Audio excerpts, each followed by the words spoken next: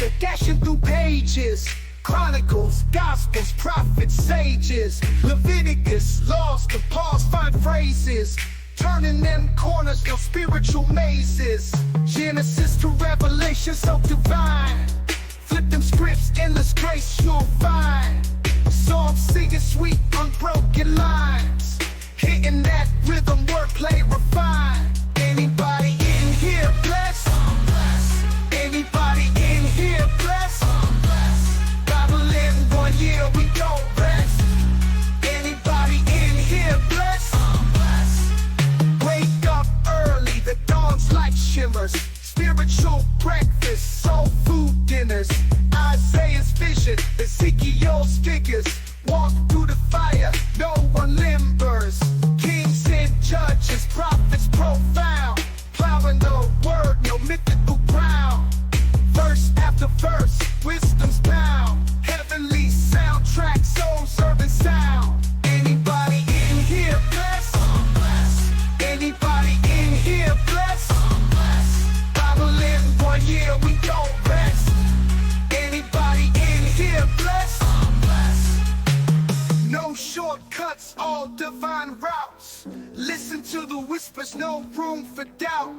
Parables drop stronger than gold faucets. Souls hydrated from divine prophets. Study the book, change perspectives. Carefully crafted, not too subjective. A year to reflect, learning perfect. Patterns of grace that time can't deflect. Old Testament drops deep and so real. Kings and warriors, covenant seals. Split that Red Sea, divine reveal. Commandments written, not made of steel. Bethlehem birth to cross on the hill. Unfolding the nappy blessings, pastor with skill. Scripture flip, every verse fulfilled. Through the word, every verse, every chapter, nothing unheard. Everybody in here blessed, I'm blessed. Everybody in here blessed, I'm blessed. Yo, online sermons, holy vibes delivered. Spreading light, got the sinners reconsidered. Psalm to psalm, man's like a holy DJ. Flipping through scripture, repping the Yahweh. Your emotes in the chat, praising the message. Flat cap on point, teaching eternal lessons. Everybody in here blessed, I'm blessed. Everybody in here blessed, I'm blessed. Digital pulpit, preaching like a pro. Followers grow as the faith overflow. Keyboard clicks, holy words they stick. Raining blessings down with a slick rhyme trick. Virtual congregation, united in devotion. 1 year strong, a spiritual promotion. He's a life coach with divine instructions. Streaming holiness, no room for interruption. Flat cap changed the game, new pastoral fame. Virtual shepherd, he's embracing the mainframe. In the comments, affirmatives and amens. With each Goliath tackled, faith extends. Everybody in here blessed, I'm blessed, I'm blessed. Everybody in here blessed, I'm blessed, I'm blessed. Yo, online sermons, holy vibes delivered. Spreading light, got the sinners reconsidered. Psalm to psalm, man's like a holy DJ. Flipping through scripture, repping the Yahweh. Your emotes in the chat, praising the message. Flat cap on point, teaching eternal lessons. Everybody in here blessed, I'm blessed, I'm blessed. Everybody in here blessed, I'm blessed, I'm blessed. Digital pulpit, preaching like a pro. Followers grow as the faith overflow. Keyboard clicks, holy words they stick. Raining blessings down with a slick rhyme trick. Virtual congregation, united in devotion. 1 year strong, a spiritual promotion. He's a life coach with divine instructions. Streaming holiness, no room for interruption. Flat cap changed the game, new pastoral fame. Virtual shepherd, he's embracing the mainframe. In the comments, affirmatives and amens. With each Goliath tackled, faith extends. Everybody in here blessed, I'm blessed, I'm blessed. Everybody in here blessed, I'm blessed, I'm blessed. Everybody in here blessed, I'm blessed, I'm blessed. Everybody in here blessed, I'm blessed, I'm blessed. Digital pulpit, preaching like a pro. Followers grow as the faith overflow. Keyboard clicks, holy words they stick. Raining blessings down with a slick rhyme trick.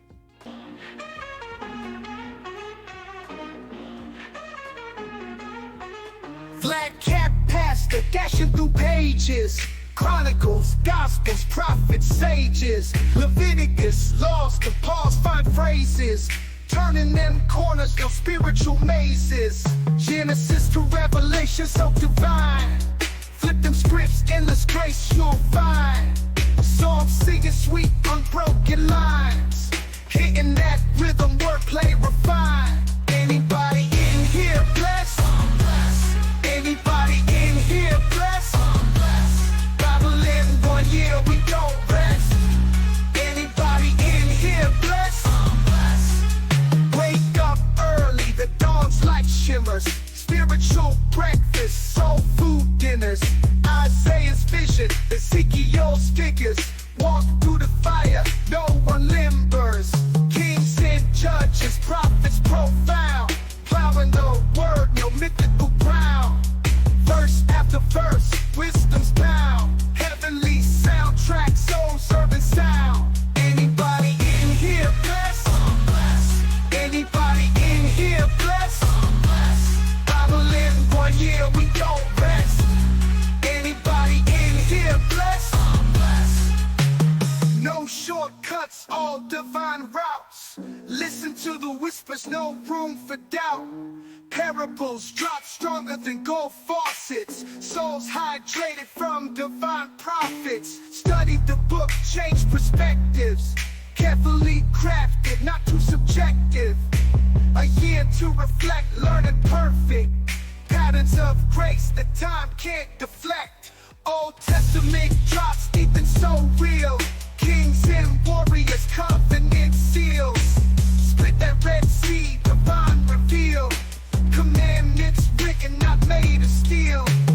Bethlehem birth to cross on the hill. Unfolding the never blessings, pastor with skill. Scripture flip, every verse fulfilled. Through the word, every verse, every chapter, nothing unheard. Everybody in here blessed, I'm blessed.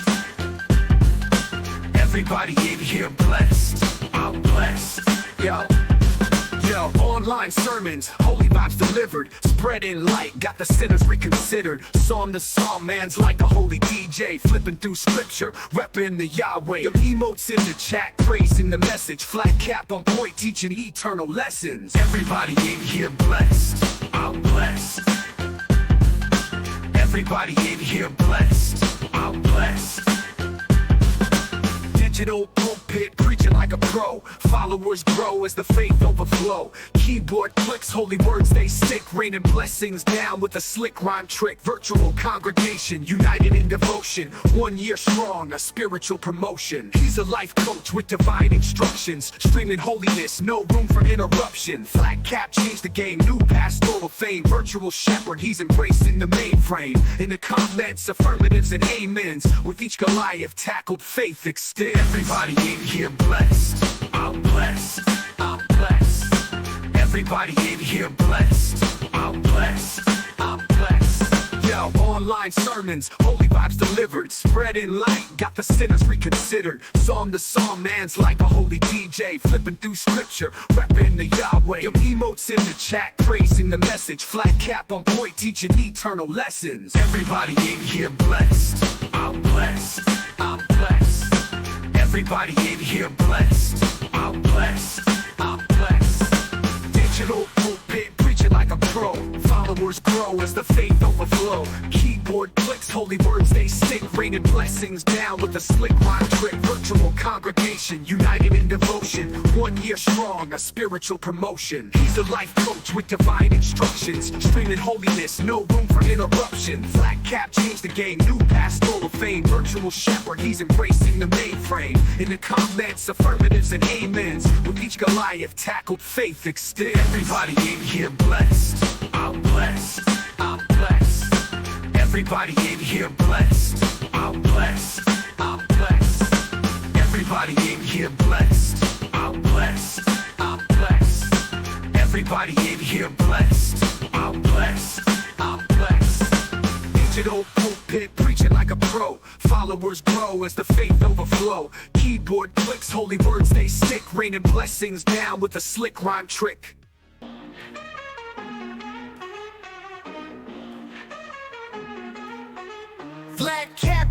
Esther dashing through pages.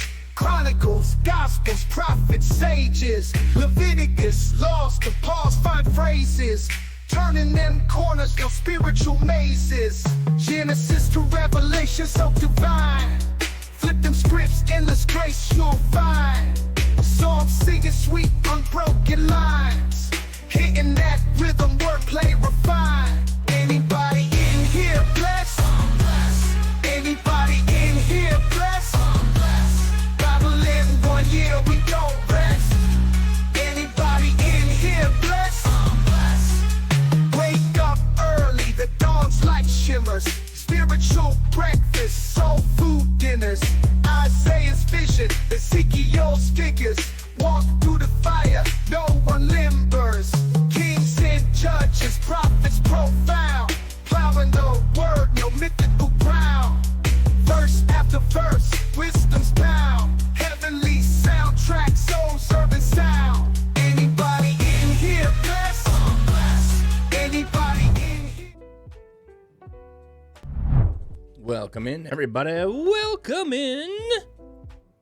So, sorry, trying to get OBS running on my other computer, and it's like, it just will not run. So, this happens every once in a while. Computer has an update, finally says, we're shutting down and starting over. So, it restarted the computer, trying to get the fish pond up and running, and the computer takes forever to get anything to work. Which is why I just leave it sit. It does nothing. Well, I shouldn't say it does nothing. I don't interact with it. It's like, just everything's up, all the process is happening, and it just rolls. That's what we do. And it's not rolling today. But welcome in. You don't want to hear about my problems. You want to hear about yours. I hope you're having a wonderful, wonderful day. Let's take a look at what we are on. Oh, we have to load it up. Not Nick Cage. Welcome in, my friend. Welcome in. All right, so if we go here and we look, today is Transform Thursday, which I was thinking we have very little time left in the year, unless someone has a topic that they want us to look at and explore. I think I'm just going to, on Thursdays, pick one of the other books that we are reading, which won't be Proverbs, because that's kind of standalone. So either John or Exodus or Acts, to try to help us finish those books by the end of the year. So I don't want to start any new books. I just want to finish the 3 out of the 4 that we're still doing. And we probably could finish Proverbs as well. So that's what I'm thinking that we're going to do. So pick an Exodus today, and we're going to do Exodus 14 is what we're going to do. So unless someone has something and says, I would really love to think about and or look at something, that's the thing that we're going to do for the rest of the year. And I'm just going to make this a little bigger because I feel like it for no reason other than, like, that's what I'm feeling. So since I'm feeling that, that's what I'm going to do because I'm feeling it. I don't know if you know that character that I'm, like, trying to do there, but I'm doing it. And so there you have it. Romans, welcome in, buddy. Hope you are doing well.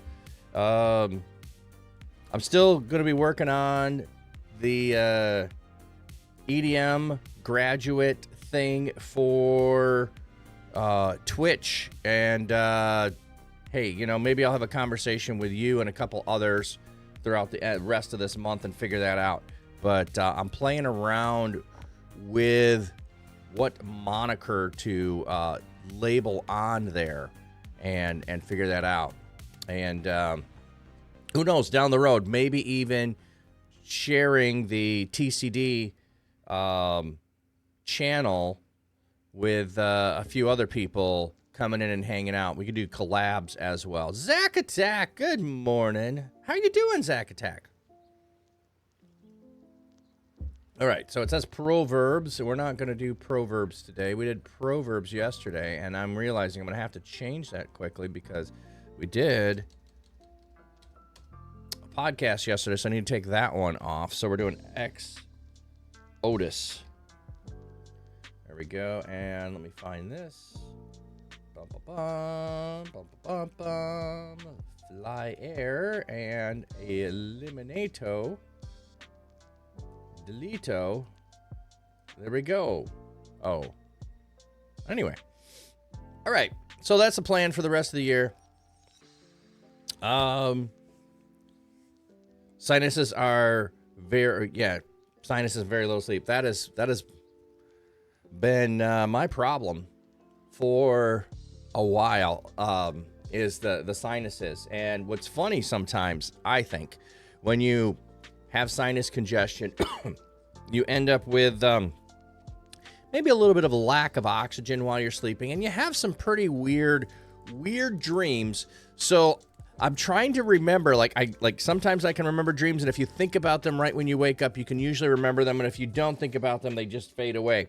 So I know last night I was dreaming about, I don't know where I was. There was a whole bunch of people around, and they were doing something with food, and you were getting selected to get certain kinds of food, and I got picked to eat the Thai hot, spicy food. And so I'm so excited about it. I actually follow the chef into the kitchen so that I can watch him cook everything, but I was in his way. So I lay down underneath the grill, which not really possible, in real life. But anyway, in a dream, I lay down under the grill and I fall asleep. And he brings the food to the table while I'm asleep under the grill. And I don't know what else ensued after that. I woke up and went back to the table, and then I get sidetracked into something else because that's how my dreams go. And it was weird, and there was something that preceded all of the Thai hot food and whatever. It's like, this is one of those things, like, this is the, like, I've said this for years, like, if you could, and they're working on neural, connectivity, if you could video record my dreams, like, they would be so bizarre and out there that it would make Stephen King stuff seem kind of tame. And I don't mean horror sense. I just mean the absurdity at times at which he might go into different things. So, yeah. So, yes, I was sleeping in my dream. So, in my dream, I laid down and took a nap. Which is really weird that when you wake up in a dream from sleeping to be awake, thinking you're waking up, but you're waking up in a dream. Like, all kinds of levels. It sounds like the one you had last night. Were you at the table next to me? Were you at the table next door? Were you getting the Okay. So we're doing Exodus 13. No, sorry, 14. No, you're at a different table. You got about a week or so of being more active in chat, and likely will get crazy busy again with a new gig mid-month. Enjoying the downtime. Well, that sounds good. Yeah, exactly. Enjoy the downtime.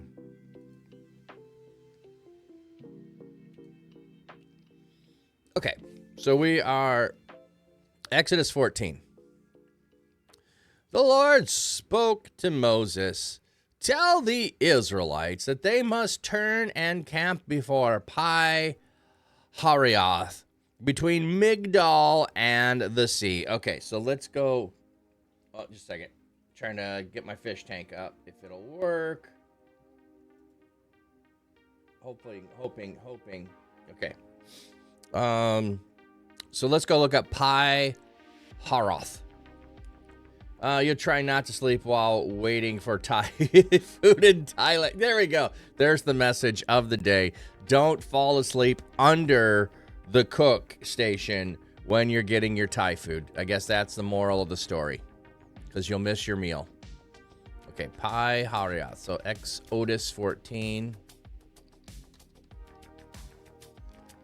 See, I want to know. See, what a lot of people want to do is they want to go and they want to say exactly where these are on a map, and I'm not saying there's anything wrong with that.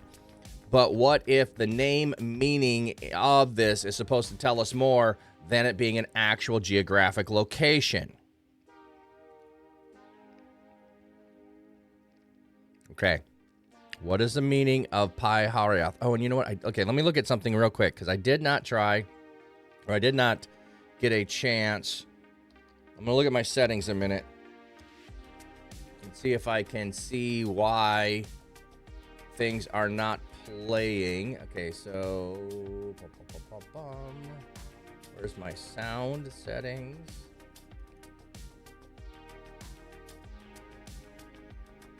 There we go. Sound, headphones. Okay, choose where to play sounds.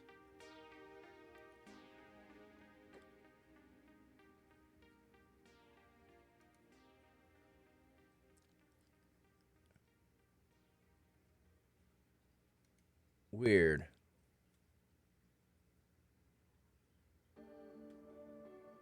Okay, well then let me look here.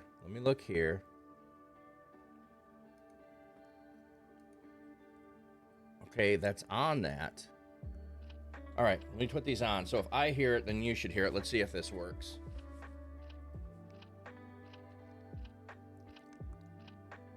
So I have not. Okay, we'll see. What did we get?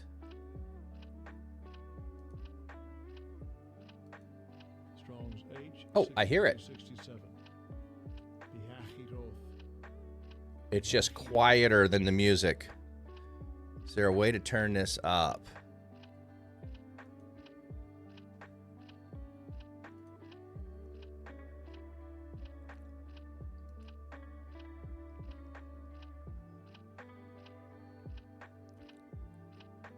Or is there a way? Okay, I'll have to look at that, if there's a way to turn that up or not. But it's there, it's just quiet. So, what do I have volume here? Got that. I'm going to turn that down just a wee bit. That's way too low.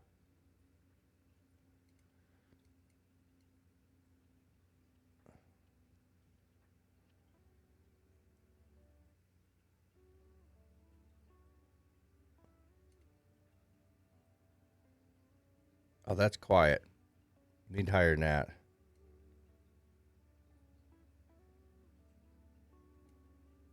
Well, I'm back to where I was. All right. Pahakiroth. Strong's H. 6367. Bihachiroth. All right. You know what? Let me turn the whole thing up just a tad there, and hopefully that works. All right. So, blurps hopefully are working today then, if I've got that right. I might have to adjust something else for blurps, but I don't know. Okay. Place where sedge grows. Okay. So the place where sedge grows is where they are to go. And it's mentioned just 4 times. So I don't think we have to understand this as a specific geographic location. It could just be the place where sedge grows between Migdal and the sea. Okay, let's look up Migdal. What does Migdal mean?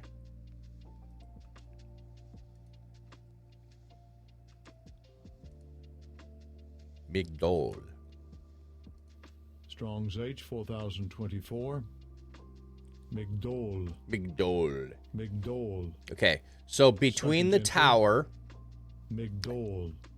and the place. Migdol. Yeah, we got it. Migdol. Between the tower and the place where the sedge grows and the sea. So there's 3 markers there. The tower, the stuff is growing. So Migdal might be an important one to actually, because there's going to be a tower possibly. Okay. You are to camp by the sea before Baal Zephon. Okay, we have one more location. Baal Zephon. Let's look what Baal Zephon means.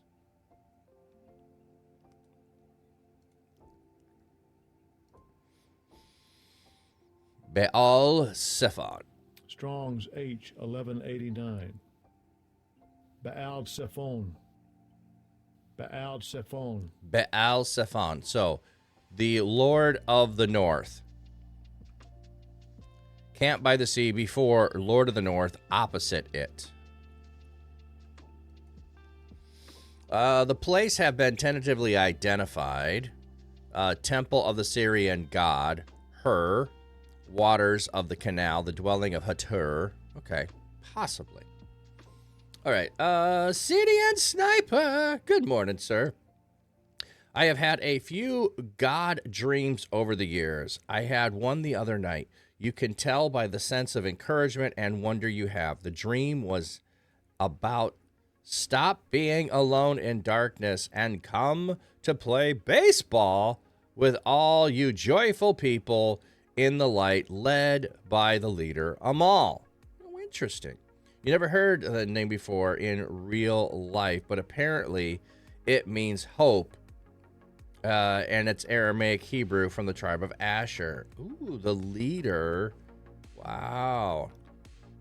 Means hope. The leader, hope.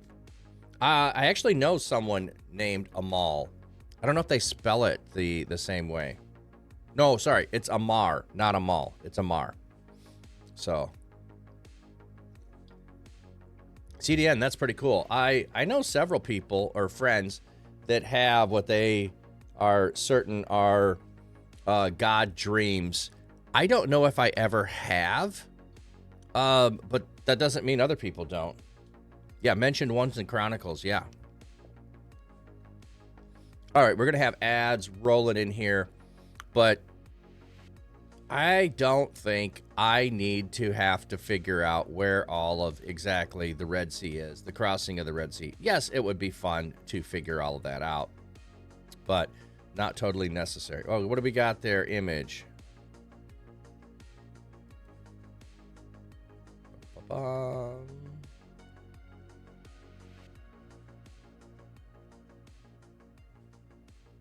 Yeah, it's hard to link a screenshot. All right, we got ads rolling in. Let's take a look at the fish.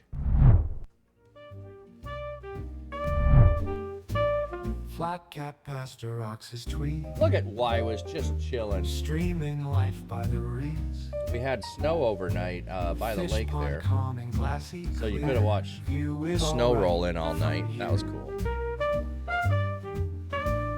Dapper man with sax in hand plays tunes by his quiet land. Acoustic guitar in the breeze serenades the fish with ease. Watch the fish, they swim along to the rhythm of his song. Flat Cat Pastor shows the way. Stream it live, come what may. With his cam he shows it all.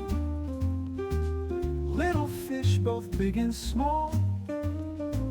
Life in ponds so serene. Nature's beauty on a screen. See the ripples, watch the flow. Hear the music, gentle glow. Flat cap's charm and calming tone makes the fish feel right at home. Watch the fish, they swim along to the rhythm of his song. Flat Cat Pastor shows the way. Stream it live, come what may.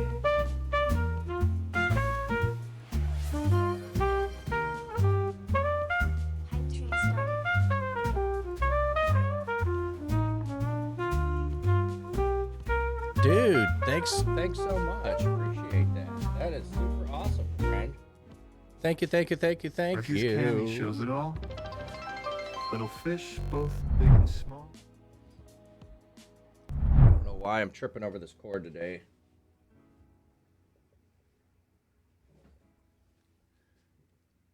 All right, just a second. I finally got, hopefully, the other stream up and running. It shut down. Oh, it'll take another minute. Okay. But Nick Cage, thank you. So let's see. Where's my hype train? There we go.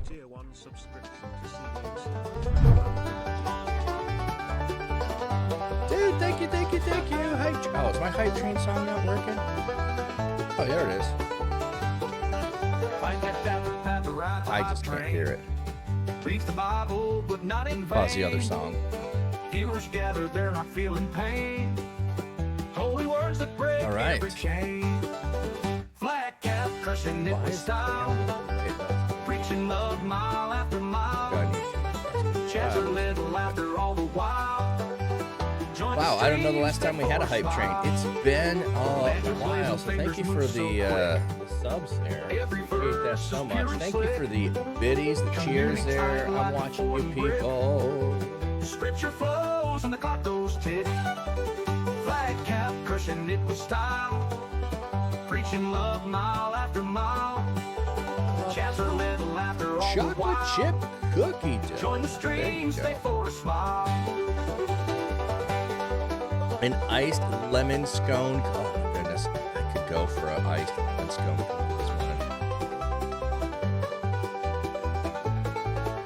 Yeah, I wish it would have grabbed those active in the chat. I don't think it did either. I didn't see who got all of those. Sometimes it says. Still think we need a banjo player at NCMS? Well, I think that'd be cool. See, does it say who got it? Omega, Wade Mock, Father Evan. Listed 3. It said you gave 5, so I don't know why it did that.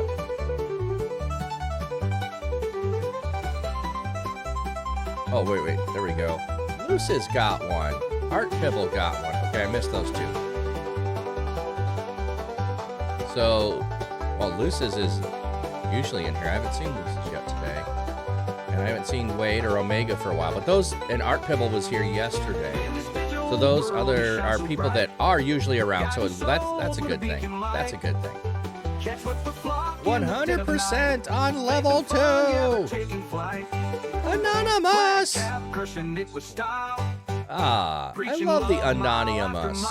Anonymous with the gifted sub. Thank you. And 3 scoops of strawberry ice cream. You're giving it to the church digital. That's funny.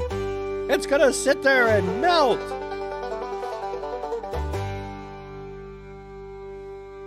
Can we make another level?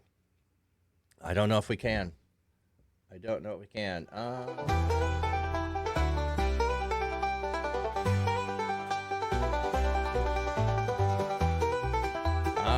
saying that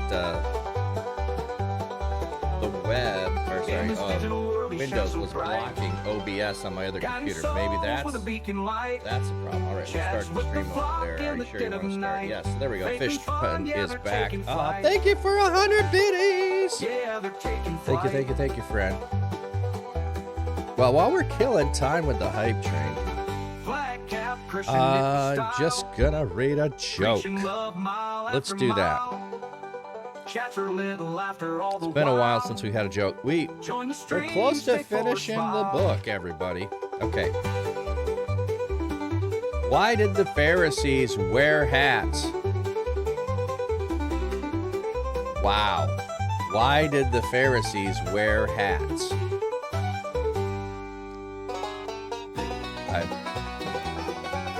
It's just so bad. This is so bad. Like, they must have went and asked kids this. Oh, is the hype train over? Nope, it's still going. We got 3 minutes still. Why did the Pharisees wear hats? Come on, give dumb answers. Give smart answers. I don't know.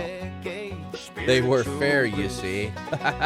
No, it doesn't have anything to do with their hats, though. So we'll have to see the answer. I'll give you the next question. Why were Peter, Andrew, James, and John the best letter writers? Why? Yes, Shade. Yes, exactly. Why were Peter, Andrew, James, and John? I don't know why they put Andrew in there. Andrew didn't write anything. The best letter writers. This is also not a great joke. I'm feeling disappointed here. course, you get to the end of the book, and it's like, well, okay, you know. So why did the Pharisees wear hats? Do you know why the Pharisees would wear a hat? You know, I should do my little kid voice if I can get there. It's a kids at the hall little kid voice. Meaner flavor. Sorry, that's what I have to start with in order to get to his voice. Meaner flavor. Why did the Pharisees wear hats? That's really breathy voice here. Why did the Pharisees wear hats? To cover their head. To cover their head. So bad. Like, why did anybody wear a hat to cover their head? Like, okay, that's a joke. That's a joke. Okay. Maybe not. All right. Why were Peter, Andrew, James, and John the best letter writers?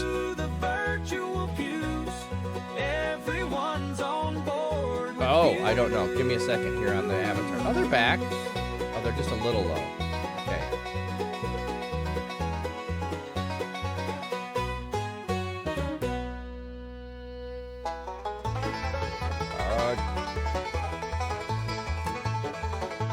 Flat cap tilted skies above, that master spreading love. Bible tales in every stream, faith and joy like pure Not moonbeam. super low. They're just a little Words of low. wisdom flowing free, stories ancient as the sea. Super big.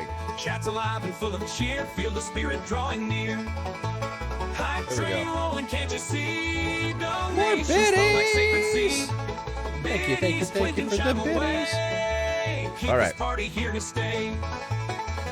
Hype train success. We got another level. The hype trains are still going. Oh, is that complete?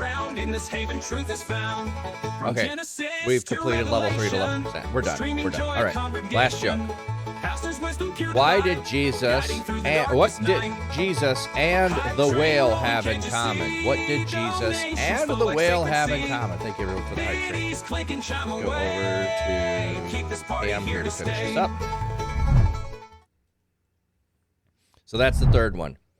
Why were Peter, Andrew, James, and John the best letter writers? Because as fishermen, they had learned how to drop a line. They learned how to drop a line. Okay. And then the last one. What did Jesus and the whale have in common? Jesus had dinner with sinners, and the whale had a sinner for dinner.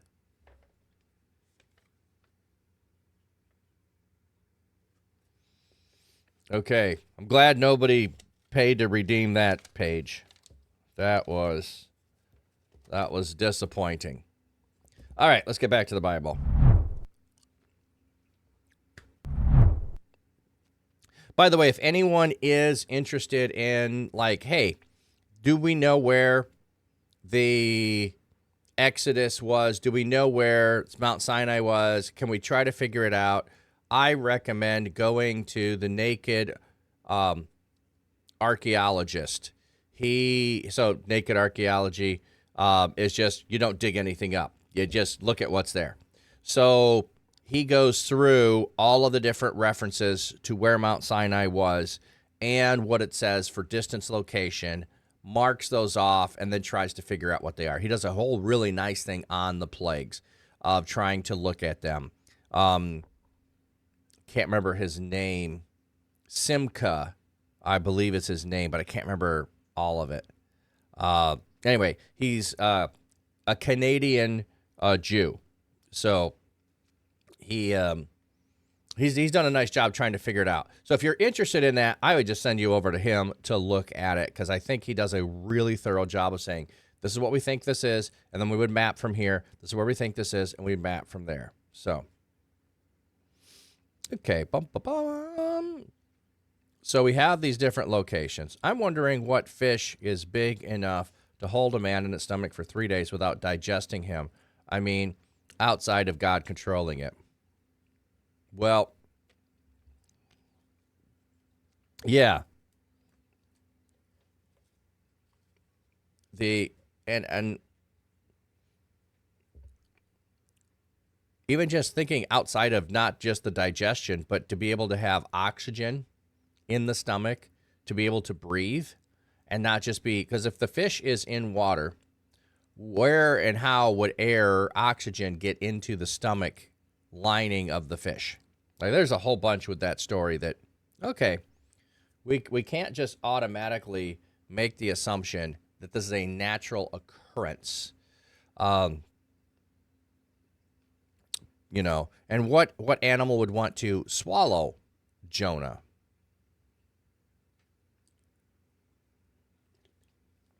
Anyway, we've already looked at Jonah. That was a long time ago this year.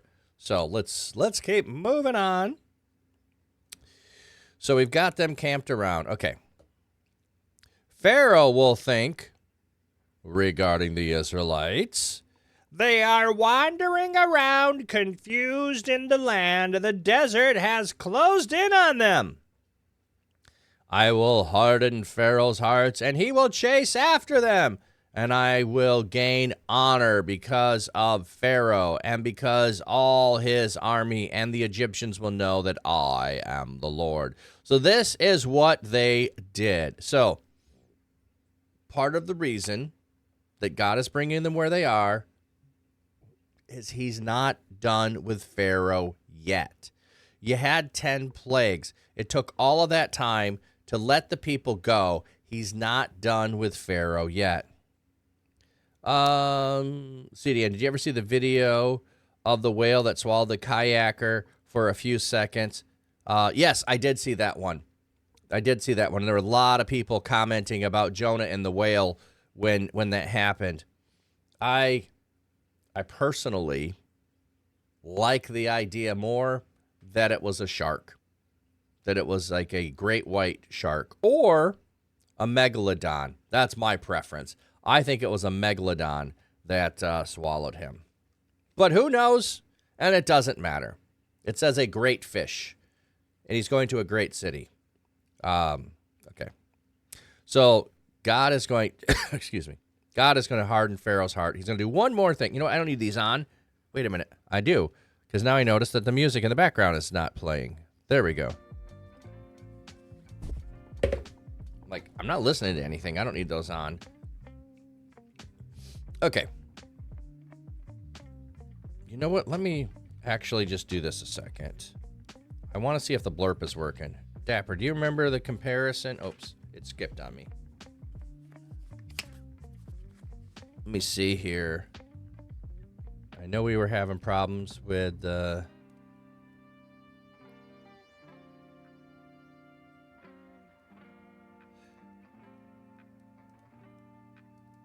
It's a Festivus miracle. Oh, I can hear it. Okay, we should be good then. Everybody should have heard it then. Do you remember the comparison Jesus did to Jonah for his 3 days death before resurrection? Yes. He said the only sign that you will get is the sign of Jonah. And if you actually go read the story, there is a matter, and we looked at this before, a matter at which Jonah does seem to be dead in the ocean. As he describes it, his life was around him. He was, ebbing and flowing and all of that. He was in the depths of the deep, which is a reference that could be taken to Sheol, the place of the dead. And then he is spit up. He actually is birthed up onto land. So it is a rebirth. It is new life that he is given. So it could be seen as a resurrection. So I believe that's what Jesus is referencing there. The sign of Jonah. So. Okay. When it was reported to the king of Egypt that the people had fled, the heart of Pharaoh and his servants was turned against the people, And the king and his servant said, "What in the world have we done?" I'm going to need to get either stop doing voices or get a cough drop here. I'm going to choose to get a cough drop.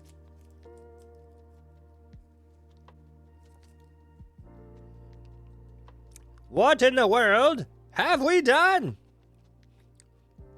For we have released the people of Israel from serving us. You need some cough drops. Well, I had to go to the store and buy more. I bought like 3 bags before I went on vacation. I came home with 1 cough drop in my pocket. But my throat is feeling much, much better today. The best it's felt in a long time. So not the when you swallow it hurts anymore. So I've never looked at Amazon for cough drops. That's a good thought though. Oh, did you end up getting, I sent you links to Amazon for the tea thing. So you have a Costco pack of Ricola. There is finally a Costco built near me. I haven't checked it out yet. You don't have enough money currently. Yeah, and if you just look at like the containers, cost half as much as buying the whole kettle. So you add it to your wish list. Okay. And you can search around for others and find them as well, but that shows you what I've got. And I got it on a Black Friday deal, or I think a year ago. Okay, what in the world have we done? Just let them go for serving us. It's the fees too. Oh, see, and I have the Amazon subscription, so I don't have any of those fees. But Costco has fees, so I don't have a Costco membership because of fees. So I wasn't sure which one you're talking about, but yeah, if you don't have a Amazon membership, you pay shipping.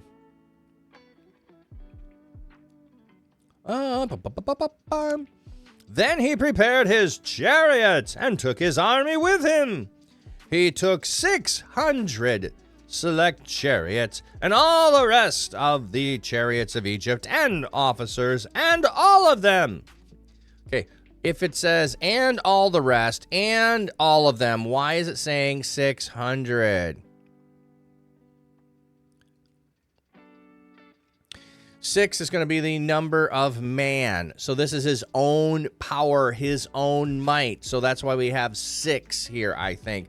Times 100 to show it's significant, because armies are often measured in units of hundreds and thousands. So I think that's all we have. We have 600 select. That's the thing. Like his very best. He's taking the best. And they're all within their own power, not the power of God. But the Lord hardened the heart of Pharaoh, king of Egypt, and he chased after the Israelites. Now the Israelites were going out definitely. Why are we saying that? That's weird. Going out with a high hand. Oh, defiantly. Sorry, I was reading that wrong. Boldly, confidently. Oh, a high hand. Okay, so this is interesting. So a high-handed sin is a sin that has no forgiveness. You are intentionally sinning, as opposed to, I didn't know any better, I didn't intend to do this, it was accidental. This is where murder is a high-handed thing, manslaughter is not. Okay, so you have first-degree murder would be a high-handed sin, and manslaughter would not. So the Egyptians chased after them, and all the horses and the chariots of Pharaoh and his horsemen and his army overtook them, camped by the sea besides Pi-Hiroth before Baal-Zephon.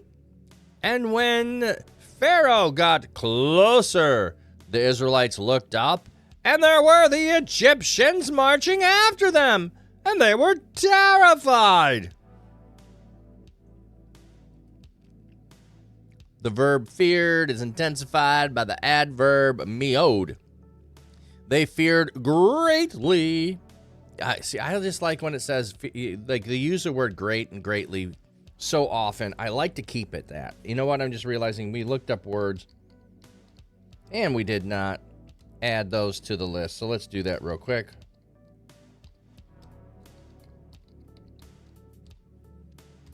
I forget sometimes. We're probably like, that's probably half the number we've looked at. Fees are totally worth it. Like when you can get RX that costs $90 at Walgreens and $10. Oh, whoa, that might be worth me checking into it, Mel. If RX is okay, I'll have to check that out. I hadn't thought about it. All right, I'll have to do some research on my wife's prescriptions if we could get them there at a discount. But I think with our new insurance we got in July, her prices have come down a lot. So, all right. They were terrified. The Israelites cried out to the Lord. Okay, let's just pause there. They do something right. They are terrified and they call out to the Lord. They don't panic. They don't run away. They don't do other stuff. The Israelites cried out to the Lord, and they said to Moses, "Is it because there are no graves in Egypt that you have taken us out to the desert to die?" Oh, but they jumped to the wrong conclusion. They cry out to the Lord. They just need help. Like, deliver us. And then they blame Moses. So, sounds like they're going in the right direction, and immediately they're not. I love this accusation, though. Is it because there were no graves in Egypt that you have taken us out to die in the desert?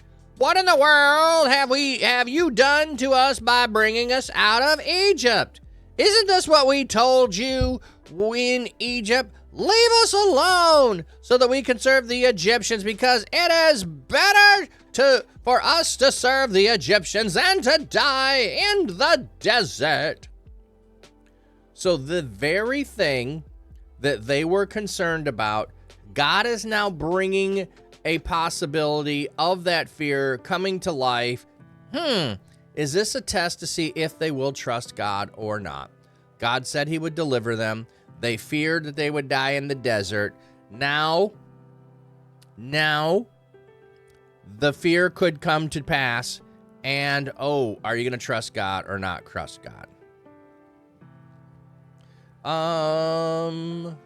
It's Cheesy. Morning to you. Welcome in, it's Cheesy. It a Cheesy. All right, we got ads rolling in. Let me give you the BRB screen this time. We'll get the dancing feet. I'm going to get up and dance. Well, I won't. I'll just get up and stretch. He's got that flat cap dapper look, making waves online, spreading the word on Twitch.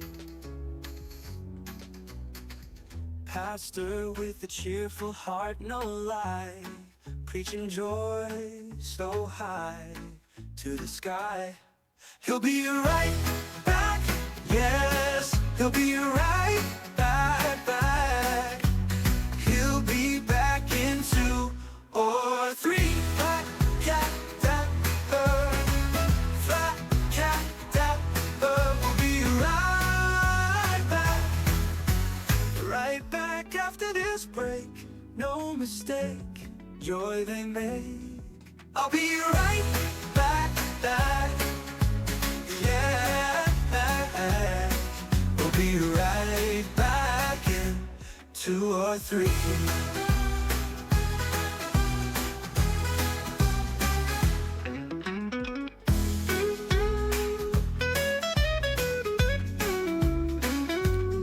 Those buckle shoes that just went by, those have got to be my favorite shoes. They really are. I love wearing those, getting all dressed up fancy and putting on my buckle shoes. No mistake, joy they make. I was seriously looking at shoes in the clearance and shoes on sale for Black Friday and Cyber Monday. I was really close to buying a pair of white shoes for Cyber Monday in the clearance. Well, I just couldn't pull the trigger on it. I need some income. I need some income to support my shoe and hat habit. And so I can throw around a bunch of subs and bits and tips and donos like I used to.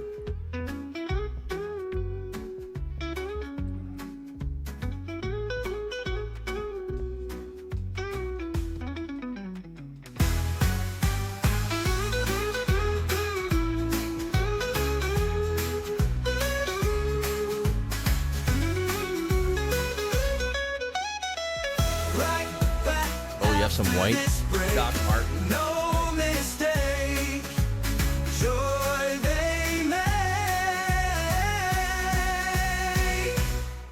I'll be right back. Yes. All right, sorry, a little bit delay on the getting back from the ad break. Just making sure I got everything running on the fish pond, and it's all up. And I will check on the fish today. Still looks like the pond level has settled at a steady place, and I'm debating on bringing fish inside or not bringing them inside for the winter. That's the debate here. So we'll see what I do. All right. Bum, bum, bum. Oh, I'm watching. Let me just look. I know you had suggested someone before I went on vacation for passing the cap. Are they still in a situation of needing us to pass the cap for them? I'm watching you people.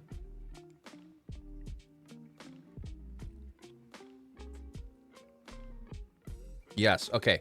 Can you send me that info again? I don't remember who it was, and I tried to scroll back and find it, and I missed it somewhere. So she's trying to pay for a lawyer as well. Okay. Christopher, hello.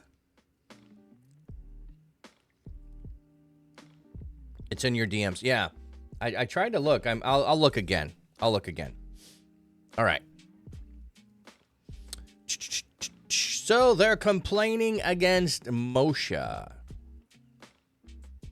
Moses said to the people, "Do not fear. Stand firm and see the salvation of the Lord, that he will provide for you today.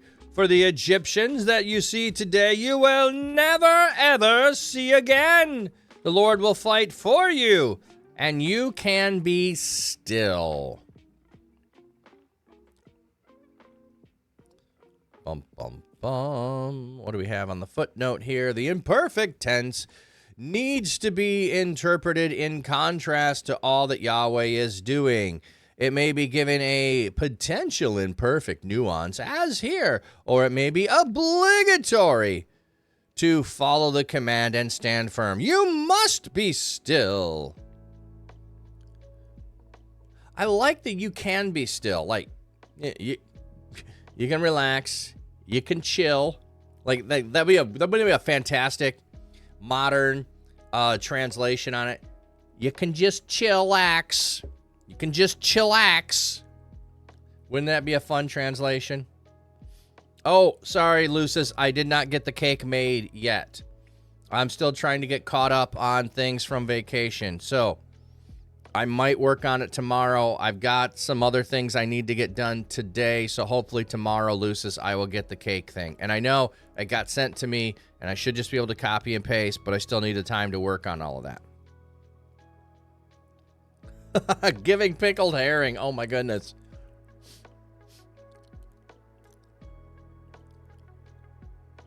Okay. The Lord will fight for you. You can just chill. The Lord said to Moses, "Why do you cry out to me?" Okay. What is the you there? Is that singular, plural?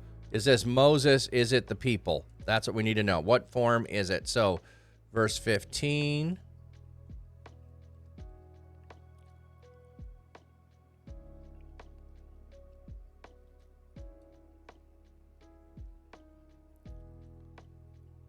Thou cry. What do we have here? It is the second person masculine singular. So, this is straight up, Moses, why are you crying out to me? We don't have anything saying that Moses cried out to the people, or cried out to God. But since the people are crying out to God, and Moses answered the people, it's, why are you crying out to me? Tell the Israelites to move on.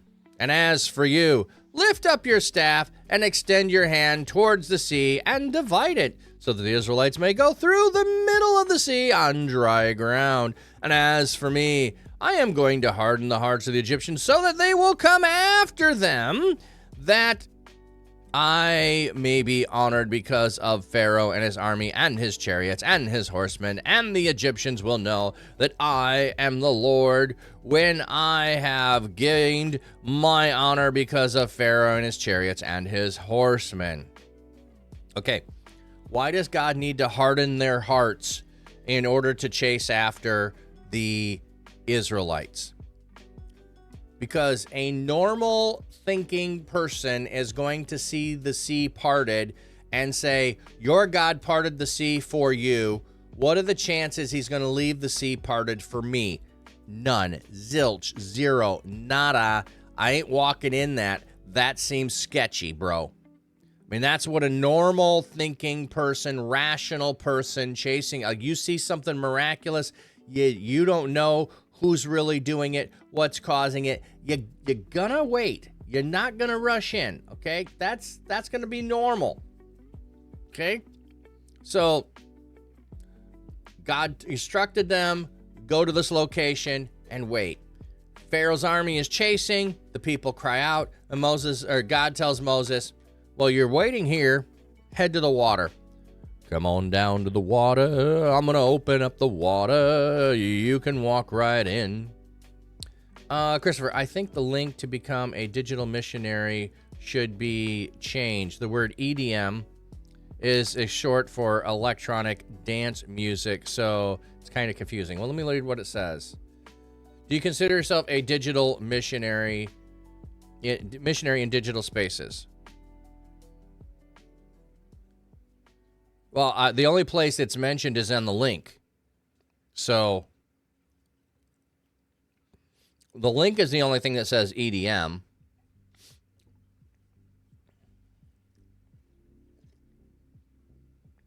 So I click the link. Hopefully it's not confusing to if you're looking for. I know what you're saying, but we know it also means.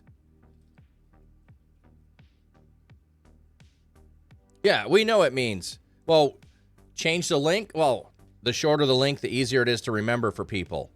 So even if you don't click on it, if we're just telling people verbally, thechurch.digital EDM, as opposed to thechurch.digital equipping digital missionaries, the shorter you make it, the more chance somebody is actually going to go to it instead of making it long. Like, for instance, there is a podcast that I listen to, and she has a community that use Bitly to shorten it.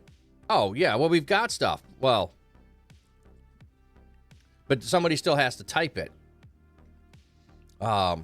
Anyway, she has this word underscore, or this word underscore, this word underscore, this word. It's like 4 or 5 words with underscores in between. I simply have, I can remember what it is whenever she says it, and I could go and do it. I'm sorry. I'm not going through all of that work to type out 5 words with underscores to go to your website. I'm lazy. I don't like typing. I can't spell. I'm going to get it wrong. It's too much work. Shorten that sucker up. Make an acronym. Just put the first letter of each of those words, no underscores. I'll go to yours. I'll go to your place. So, okay. Sorry for the... That deserves a rabbit trail.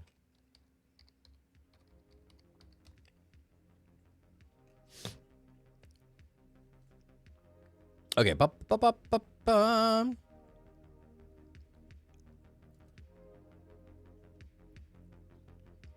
The angel of God, who was going before the camp of Israel, moved and went behind them, and the pillar of cloud moved from before them and stood behind them. So remember, they have that they're following. What do you do when you reach 1,000? I don't know. Celebrate that we've wasted a lot of time.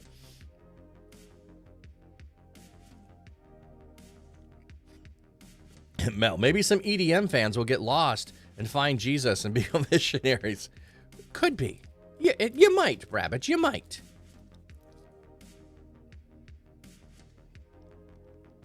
Maybe I need to get some rabbit emotes. Okay, the angel of the Lord was going before the camp of Israel. So, the pillar of the cloud moved. So is the angel directing the pillar of fire and cloud? Is it the angel directing it? Is the angel inside of it? We can go back to the whole thing of the burning bush, which was a bush, and then the angel spoke, and then the Lord spoke, and they all three are interchangeable in some way in that story. Pay attention to that changing of the angel to the pillar and the voice of God and all of those things. Ah, you know an EDM group, Jesus Loves Electro. Cool.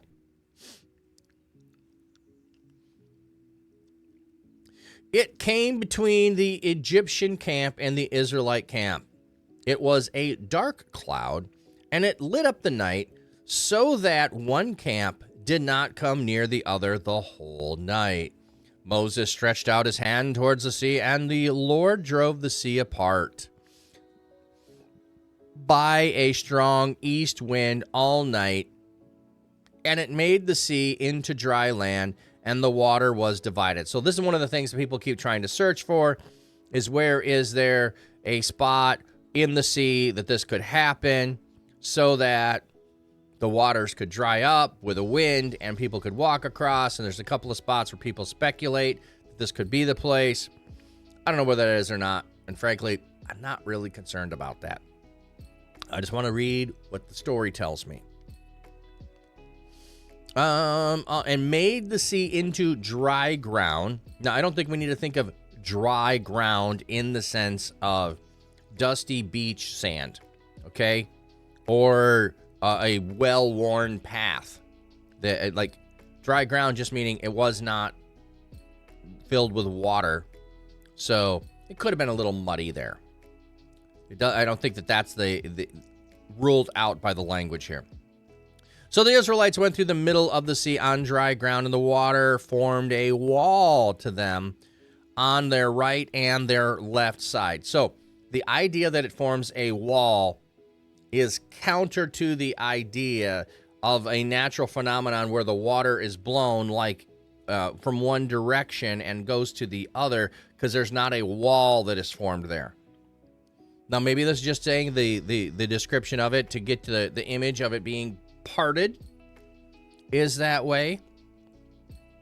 The Egyptians chased them and followed them into the middle of the sea, all the horses of Pharaoh, his chariots, and his horsemen. Okay, has Pharaoh been mentioned here? The Egyptians chased them and followed them in the middle of the sea, all the horses of Pharaoh, his chariots, and his horsemen. It doesn't mention Pharaoh yet. In the morning watch, the Lord looked down on the Egyptian army through the pillar of fire and cloud, and he threw the Egyptian army into panic. He jammed the wheels of their chariots, so they had difficulty driving, and the Egyptians said, "Let's flee from Israel, for the Lord fights for them against Egypt." The Lord said to Moses, "Extend your hand to the sea, so that the waters may flow back on the Egyptians and their chariots and on their horsemen."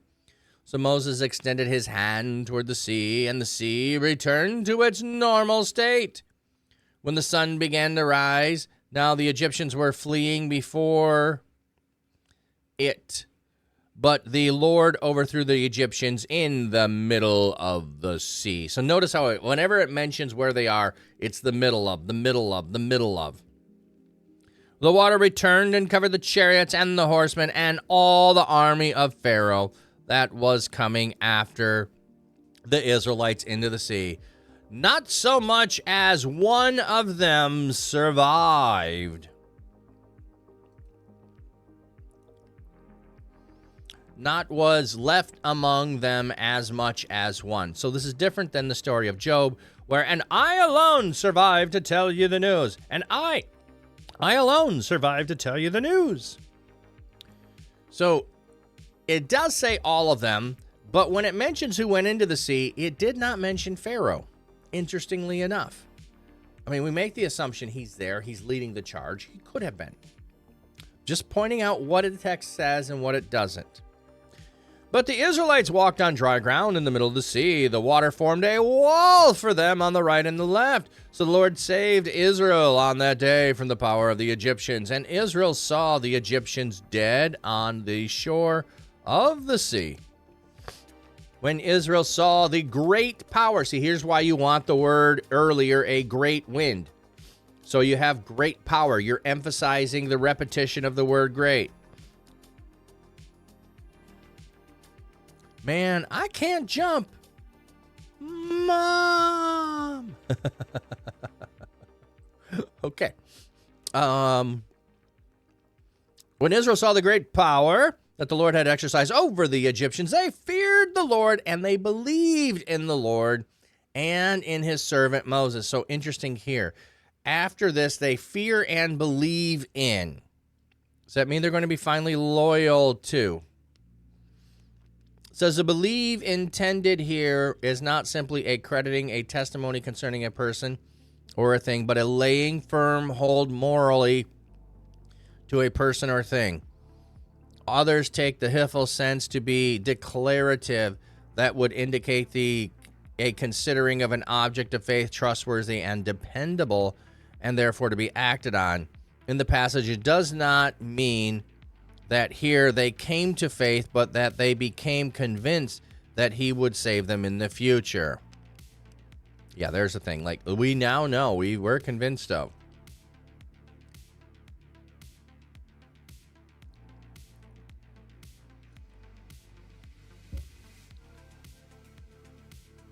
Then Moses and the Israelites sang this song to the Lord.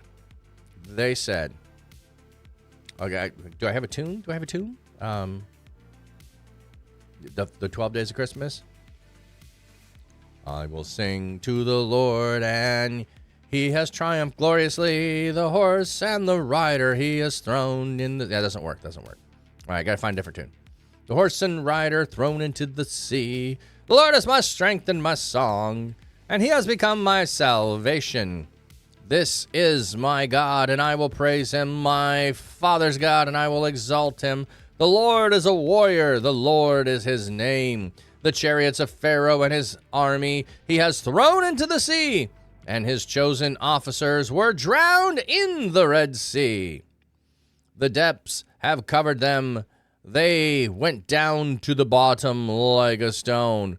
Your right hand, O Lord, was majestic in power. The right hand of the Lord shattered the enemy. In the abundance of your majesty, you have overthrown those who rise up against you. You sent forth your wrath and consumed them like stubble. By the blast of your nostrils, the waters were piled up. The flowing waters stood upright like a heap. The deep waters were solidified in the heart of the sea. The enemy said, I will chase. I will overtake. I will divide the spoil. My desire will be satisfied on them. I will draw my sword. My hand will destroy them. But you blew with your breath, and the sea was covered. They sank like lead in the mighty waters. Who is like you, O Lord, among the gods? Who is like you, majestic in holiness, fearful in praise, working wonders? You stretched out your right hand. The earth swallowed them. But your loyal love, you will lead the people whom you have redeemed. You will guide them by your strong strength to your holy dwelling place. The nations will hear and tremble. Anguish will seize the inhabitants of Philistia. Then the chiefs of Edom will be terrified. Tremble will seize the leaders of Moab. The inhabitants of Canaan will shake. Fear and dread will fall on them. By the greatness of your arm, they will be as still as stone until your people pass by, O Lord, until the people whom you have bought pass by. You will bring them in and plant them in the mountain of your inheritance, in the place you made for your residence, O Lord, the sanctuary, O Lord, that your hands have established. The Lord will reign forever and ever. For the horses of Pharaoh came with his chariots and his footmen into the sea, and the Lord brought back the waters of the sea on them. But the Israelites walked on dry ground, on dry land in the middle of the sea. Miriam, the prophetess, the sister of Aaron, took a hand drum in her hand, and all the women went out after her with hand drums and with dances, Miriam sang in response to them. So here's what all the people sang. And Miriam brings out the maidens with the drums, and we're going to respond. Sing to the Lord, for he has triumphed gloriously. The horse and its riders he has thrown into the sea. Shouts, I can see my house from here. Okay. Then Moses led Israel to journey away from the Red Sea. They went out to the wilderness of Shur, walked for 3 days into the wilderness, and found no water. The mention that they traveled for 3 days in the desert is deliberately intention to recall Moses' demand for them to go 3 days into the wilderness to worship. Here, 3 days in, they find bitter water and complain, not worship. Ooh, I don't think I noticed that before. They did already worship at the Red Sea, but they're supposed to be going 3 days journey.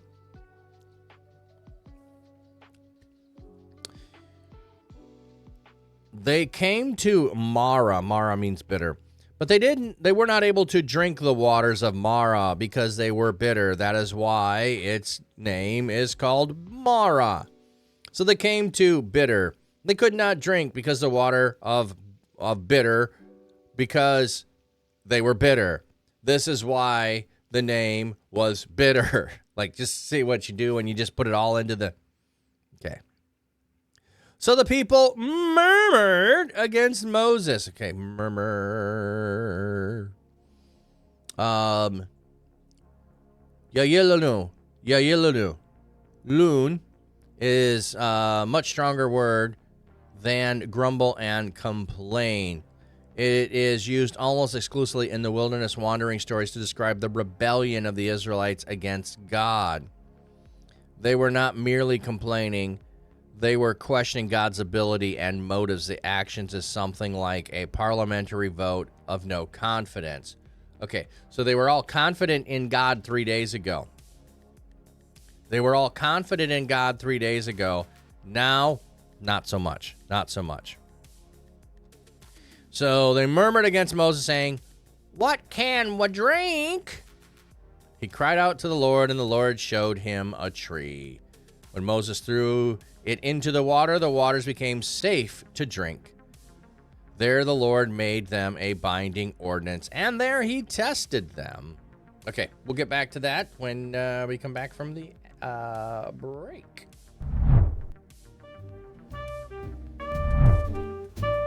Flat cap past the rocks is tween, streaming life by the reeds. Fish pond calm and glassy clear, view it all right from here. Dapper man with sax in hand plays tunes by his quiet land. Acoustic guitar in the breeze serenades the fish with ease. Watch the fish, they swim along to the rhythm of his song. Flat cap pastor shows the way, stream it live come what may. With his cam he shows it all, little fish both big and small. Life in ponds so serene, nature's beauty on a screen. See the ripples, watch the flow, hear the music, gentle glow.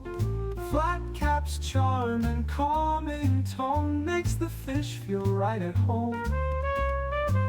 Watch the fish, they swim along to the rhythm of his song. Flat cat pasture shows the way, stream it live, come what may.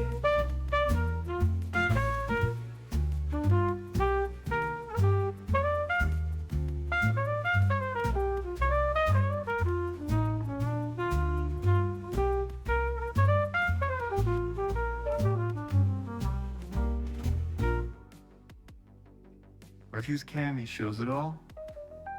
Little fish, both big and small. Life in ponds so serene, nature's beauty on a screen.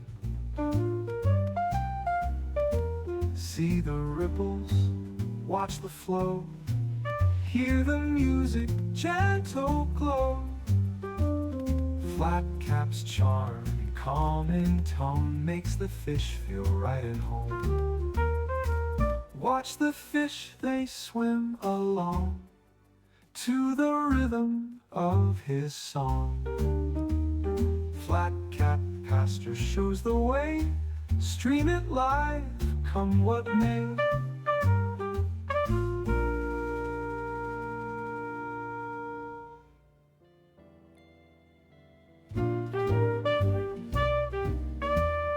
All right, ads are Flat cat pasture finished. rocks his tweet. By the way, I'm seeing a bunch of friends that are posting all of their, views for the year, their most viewer, all of that. I can't find that under the creator dashboard. I'm assuming that's where it is. In the past, I remember getting like an email that said, hey, here's all of your stats and click on the link. I have not got that yet. So if anyone knows where that is, I'd love to be able to go check it out, but I don't know where that is. Okay, so the people are murmuring. The water is bitter. There's a tree branch.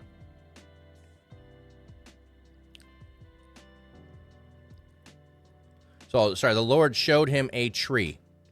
The Lord showed him a tree, a piece of wood.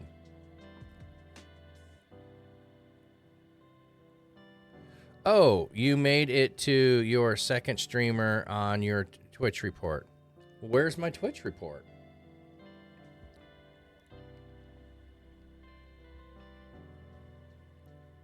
Ah, Jesus Loves Electro was a Seaside Festival back in 2019. Okay. Well, I don't know where to find that. I can't find it.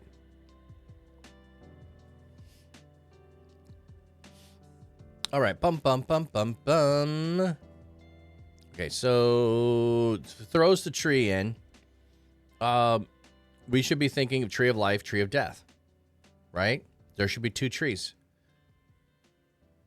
One is life, so they've just got life. So somewhere around is tree of death. They were thinking there was tree of death, but God provided them with a tree to preserve their life.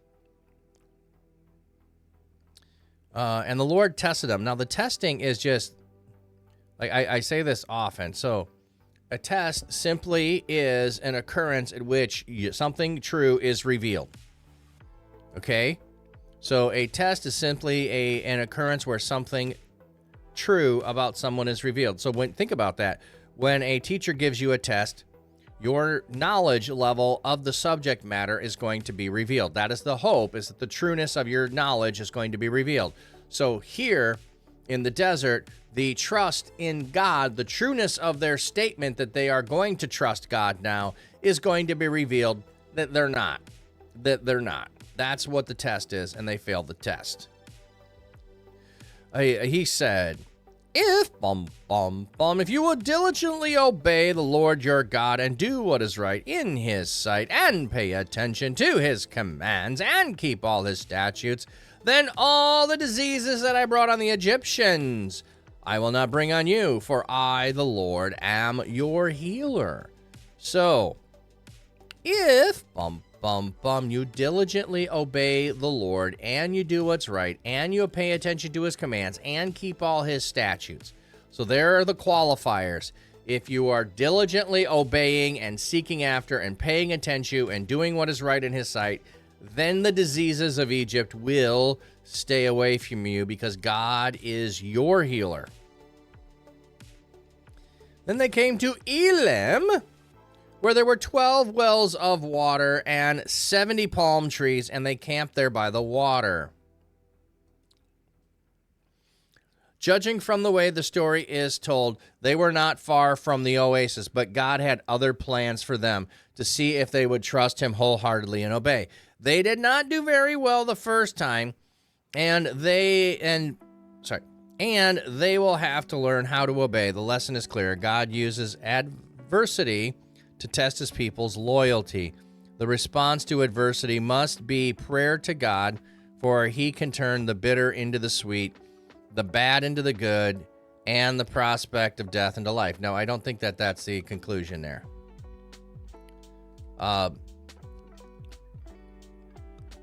There is the God had what he was going to prepare for you right over there, just beyond what you can see. And you didn't have faith to trust him long enough to get there. Oh, see, that's so much harder. Not just God can turn something bad into good. Like, think about this. They're by these waters. It's a spring, right? You've got thousands of people. I don't know how many there are. I mean, the numbers don't matter in some way. You have a lot of people. Wouldn't it be easier to water all of the animals and all of those people if each tribe had its own well? Oh, yeah, there's 12 wells by 70 palm trees. Oh, 12 is all the tribes. 70 is the number of nations. 70 is the number of people that went into Egypt that were the descendants of Jacob. Got some significance there. So, you know, we usually complain and we're impatient. Whew. There's the lesson there. There's the lesson there. Okay. When they had journeyed from Elim, the entire company of the Israelites came to the wilderness of Sin. Okay, what does sin mean? Let's go. Oh, I just go to the next chapter. Come on. Mouse, do your stuff. What verse are we in? Oh, we're in 16. The wilderness of sin.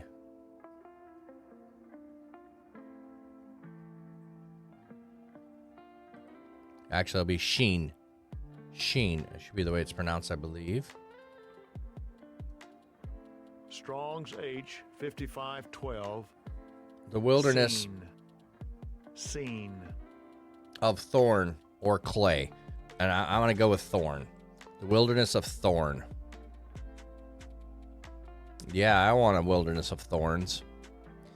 When they journeyed from Elim, they entered the company of the Israelites and came to the wilderness of Sin, which is between Elim and Sinai, on the 15th day of the second month after their exodus from the land of Egypt. So the 15th day of the second month. And remember, we had the festival on the first day, or the 15th of the first month. So is this saying it's 2 months later, or it's the second month on the 15th day? It's 1 month later. I think it's a month later. They've been journeying for a month.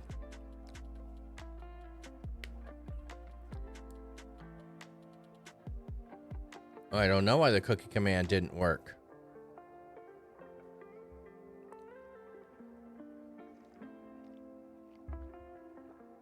Maybe someone had used it too recently. I know there's a little bit of a cooldown on it. The entire company of Israelites murmured against Moses and Aaron in the wilderness. The Israelites said to them, if only we had died by the hand of the Lord in the land of Egypt, when we sat by the pots of meat, when we ate bread to the full, and you For you have brought us out into the wilderness to kill this whole assembly with hunger. I'll have to look at the timer.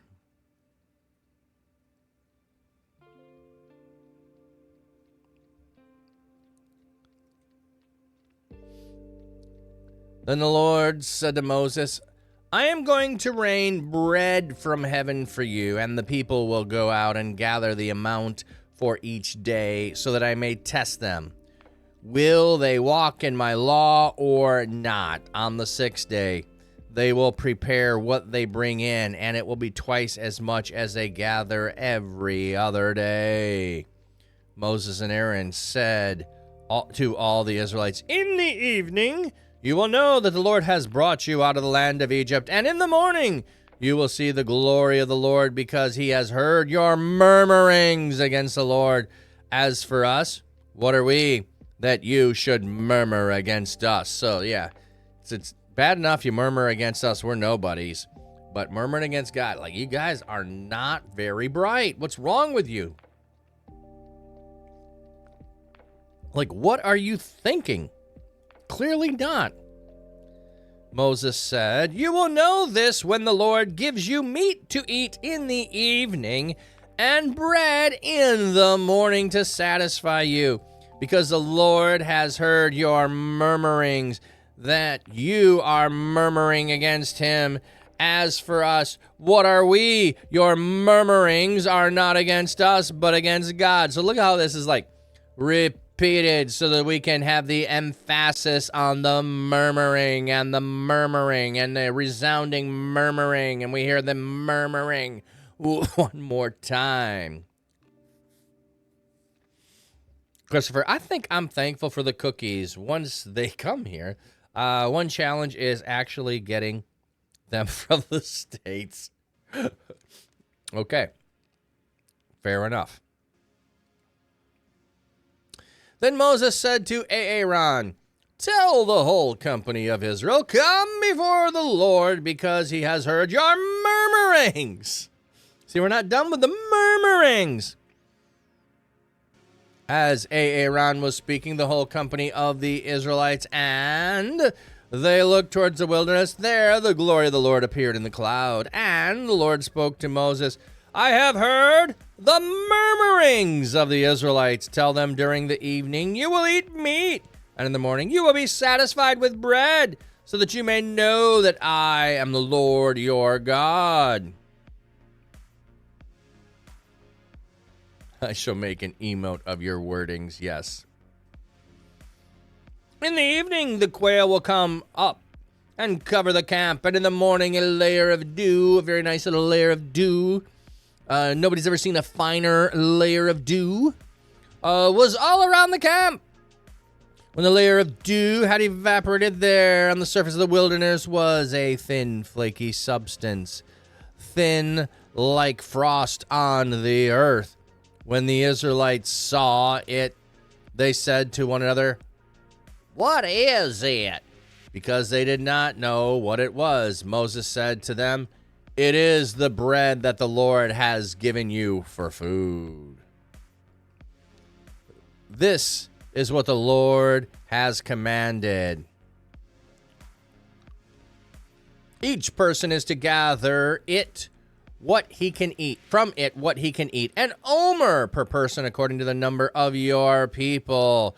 Each one will pick it up from whoever lives in his tent. The Israelites did so, and they gathered some more, some less.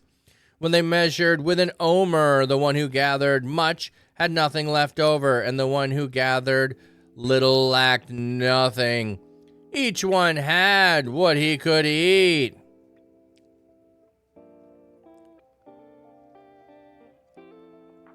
How do you say do without saying do? Uh-huh. Moses said to them, No one is to keep any of it till morning. Shock of all shocks. But they did not listen to Moses. Some kept part of it until morning, and it was full of worms and began to stink, and Moses was angry with them. So they gathered it each morning, each person according to what he could eat, and when the sun got hot, it would melt. And on the 6th day, they gathered twice as much, 2 omers per person. And all the leaders of the community came and told Moses. He said to them, "This is what the Lord has said. Tomorrow is a time of cessation from work, a holy Sabbath to the Lord. Whatever you want to bake, bake it today. Whatever you want to boil, boil it today. Whatever is left, put aside for yourself to keep it until morning." So they put it aside until morning, just as Moses had commanded, and it did not stink, nor were there any worms in it, because worms do not work on the Sabbath either. Think that one through a second. There we go. Moses said, "Eat it today, for today is a Sabbath to the Lord. Today you will not find it in the area. 6 days you will gather it, but on the 7th, the Sabbath, there will not be any." On the 7th day, some of the people went out to gather it. Numbskullery, I tell you. They found nothing. So the Lord said, sorry, I got a hair dangling. There we go. Wow. Sorry, I'm just fascinated by how long the hair is. It was dangling there over my, probably an old hair in my hat. Okay. On the 7th day, some of the people went out to gather it, but they found nothing. So the Lord said to Moses, "How long do you refuse to obey my commands and my instructions?" Okay. Is this singular you again? The verb is plural, and so it addresses the notion and not Moses. But, okay. But is it singular you? Okay, so I guess that's plural. Let's look at 27, just to make sure.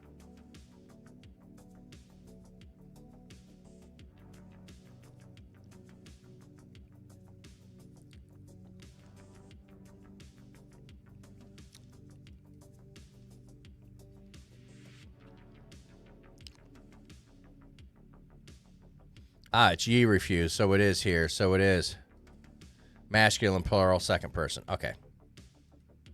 Just double checking all that. But I'm glad. See, this is where I want the footnotes. I want the footnotes like that. That was a good one. I just double checked it. See, because the Lord has given you the Sabbath, that is why he is giving you food for 2 days. On the 6th day, each of you stay where you are. Let no one go out of his place on the 7th day. So the people rested on the 7th day. The house of Israel called its name Manna. Manna. It was like coriander seed and was white, and it tasted like wafers with honey. I believe the name Manna means, what is it? Oh, they're not telling us. Okay, so 31.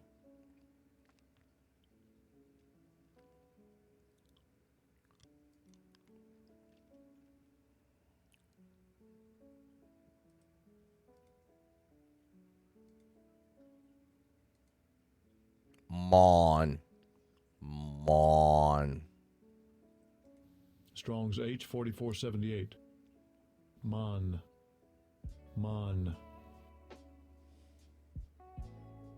Yeah, means what is it? They called it what is it because what is it? Just like I believe the word kangaroo means I don't understand. So when the Aborigines were asked, what is that animal? The answer was, I don't understand. I believe that's what it is. Go look at kangaroo. I'll leave that to you to look it up. Moses said, "This is what the Lord has commanded, filling over with it to keep for generations to come, so that they may see the food I fed you in the wilderness when I brought you out from the land of Egypt." So It all spoils and worms eat it, but Moses is going to take one omer of it to keep for everybody to see. Like if you want to just talk about like the miraculous power of God to bring this in the first place, and then worms eat it if you keep some. But then the worms don't work on the Sabbath day. Technically, they don't work the day before Sabbath, but they don't work on Sabbath day because there is none. So the worms get a Sabbath from eating the bread of heaven. I don't know. I find that fascinating.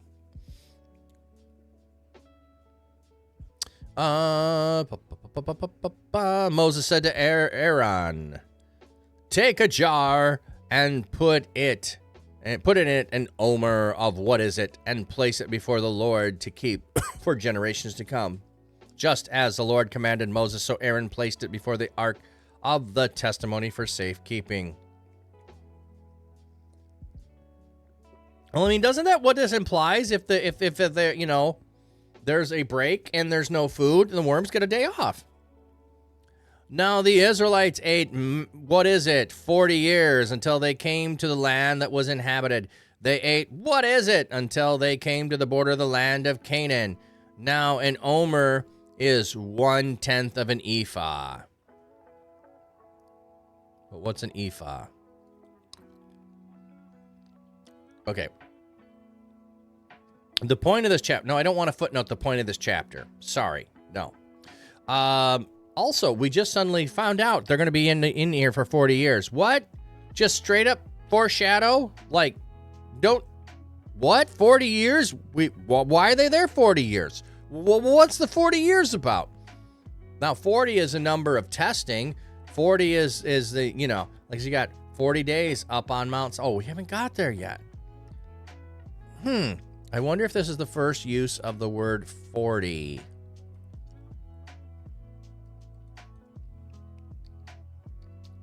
My brain just wants to know, where is the first time 40 is used? Oh, no. We do have 40 days and 40 nights. I should have remembered that. That's the first use of it. The rain fell for 40 days and 40 nights. So 40, the first, I forgot about that. The first place for testing is the 40 days and 40 nights. Okay. The whole community of the Israelites traveled on their journey from the wilderness of sin according to the Lord's instructions. They pitched their camp in Rephidim. What is Rephidim? The location is a bit of a problem. I'm not worried about the location. I want to know the meaning. What does Rephidim mean?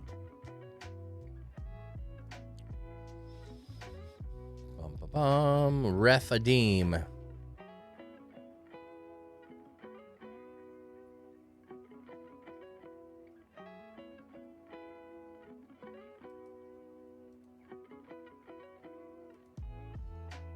Rephidim. Strong's H 7508. Rephidim. So it means rest, or stays, or resting place. So the whole community of Israelites traveled on their journey from the wilderness of sin according to the Lord's instructions, and they pitched their tent in the resting place. Like, you just got told about Sabbath, and now you're in the resting place. That's just cool.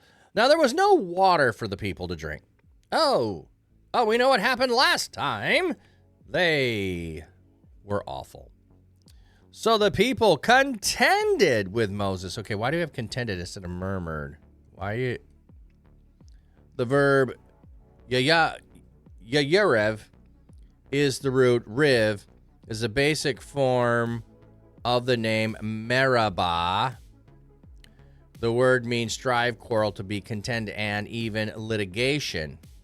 The translation quarrel does not appear to capture the magnitude of what is being done here. The people had a legal dispute. They are contending with Moses as if bringing a lawsuit. So, we're going to trust you. 3 days later, we don't trust you.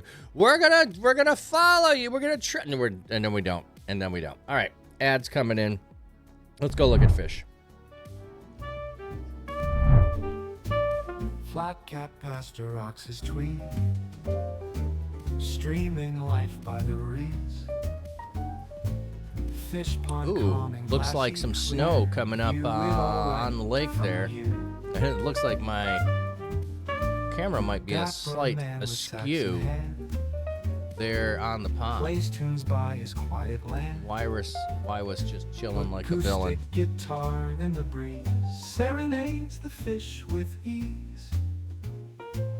Watch the fish, they swim along to the rhythm of his song. Flat Cat Pastor shows the way. Stream it live, come what may.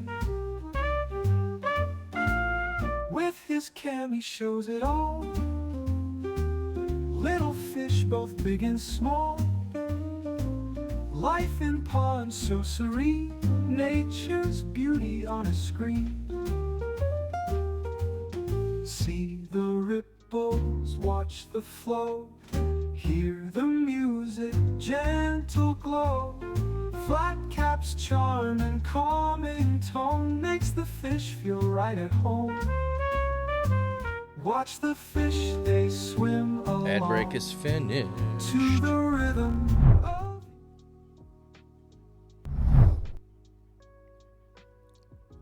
Now there was no water for the people to drink, so the people contended with Moses, bringing a lawsuit with Moses. Give us water to drink. Moses said to them, why do you contend with me? Why do you test the Lord? But the people were very thirsty. Therefore water, and they murmured against Moses and said. So we have the other word, which is contending, a legal lawsuit, and they're still murmuring. So they've escalated it from the complaint department to the lawsuit, but they're still in the complaints. Why in the world did you bring us up from Egypt to kill us and our children and our cattle with thirst? Okay, so the first time is thirst, the second time is food, and the third time is thirst. It's the third round of this.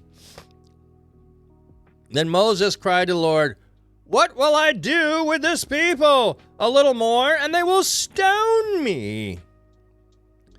The Lord said to Moses, go over before the people that with you, take with you the excuse me. Suddenly coughing. Take with you some of the elders of Israel and take in your hand your staff. You will strike with which you struck the Nile and go. I will stand before you there on the rock of Horeb, and you will strike the rock. You will strike the rock, and the water will come out of it, so that the people may drink. And Moses did so in plain view of the elders of Israel. Striking the rock, and water starts flowing. Have a drink, you ungrateful brood. Okay. He called the name of the place Massa and Meribah because of the contending of the Israelites and because of the testing of the Lord. The saying is the Lord among us or not? Okay, so Massa and Meribah.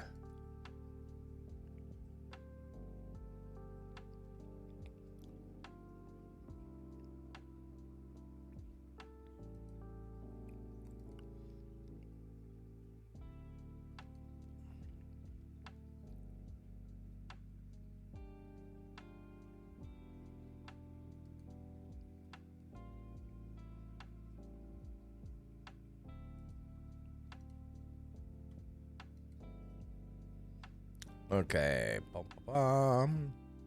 Mashah. Strong's H 4532. Massa. Okay, so Mashah, temptation. Meribah, strife and contention. Strong's H 4809. Merivah.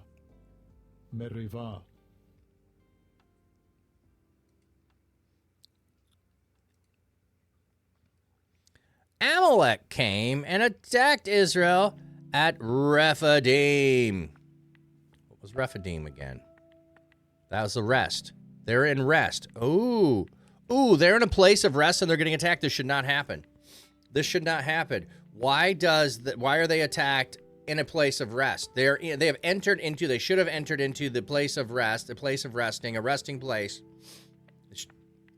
The Amalek came and attacked them. Why? Because they're complaining. They're not trusting God. So Moses said to Joshua, "Choose some of our men and go out, fight against Amalek. Tomorrow I will stand on top of the hill with the staff of the Lord in my hand." So Joshua fought against Amalek just as Moses had instructed him. And Moses and Aaron and Hur went up to the top of the hill. Whenever Moses would raise his hands, the Israelites would prevail.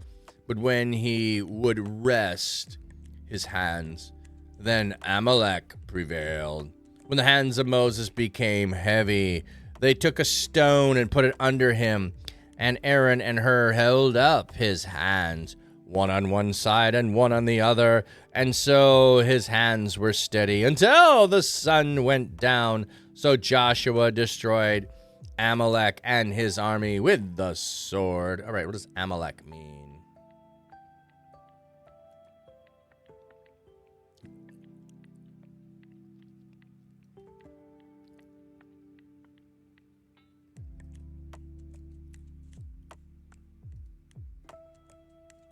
Strong's H 6002. Amalek. So the dweller in the valley comes against them. Okay. The Lord said to Moses, "Write this as a memorial in the book and rehearse it in Joshua's hearing. For I will surely wipe out the remembrance of Amalek from under the sun." Moses built an altar and he called it, "The Lord is my banner." For he said, "For a hand was lifted up to the throne of the Lord, and the Lord will have war with Amalek for generation to generation." Okay, so the Hebrew, Yahweh is my banner. Yahweh Niso. Okay. Oh, we finished 17. Or sorry, yeah. I always think that Jethro is in chapter 17, not chapter 18. Oh, I love this. Ooh, we're going to go to Jethro, baby. Buckle up. Buckle up, sit in, relax. Jethro. What do we have? We looked up Jethro a while back, but let's remember. What does Jethro mean? Yethro. Almost sounds like Heathrow. Yethro. Strong's H 3503. Yether. All right, so it's his abundance.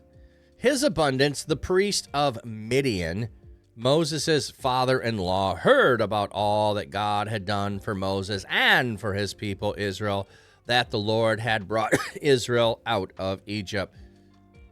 Jethro, Moses' father-in-law, took Moses' wife Zipporah after he had sent her back, and her two sons, one whose name Gershom, for Moses has said, "I have been a foreigner in a foreign land," and the other Eleazar, for Moses said, "The God of my father has been my help and delivered me from the sword of Pharaoh."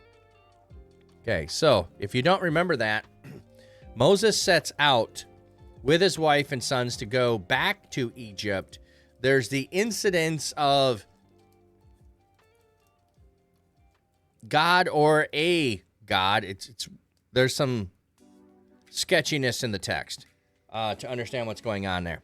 A spiritual being of some kind, whether God himself or sent by God or of some spiritual being's own initiative, comes to take, it appears, Moses' life which is weird because Moses just agreed to go. This story like reflects in some ways very similar to the story of Balaam, where it's like, well, you're going and you're doing the right thing, and then something comes against you to destroy you because you weren't fully doing the right thing in the right way. And Zipporah, when Moses is sick, circumcises the boys, and this fixes the problem.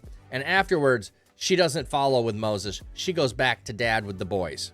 So if you don't remember that, I'm just giving you that reminder there of what happened and why she is not with Moses. Okay.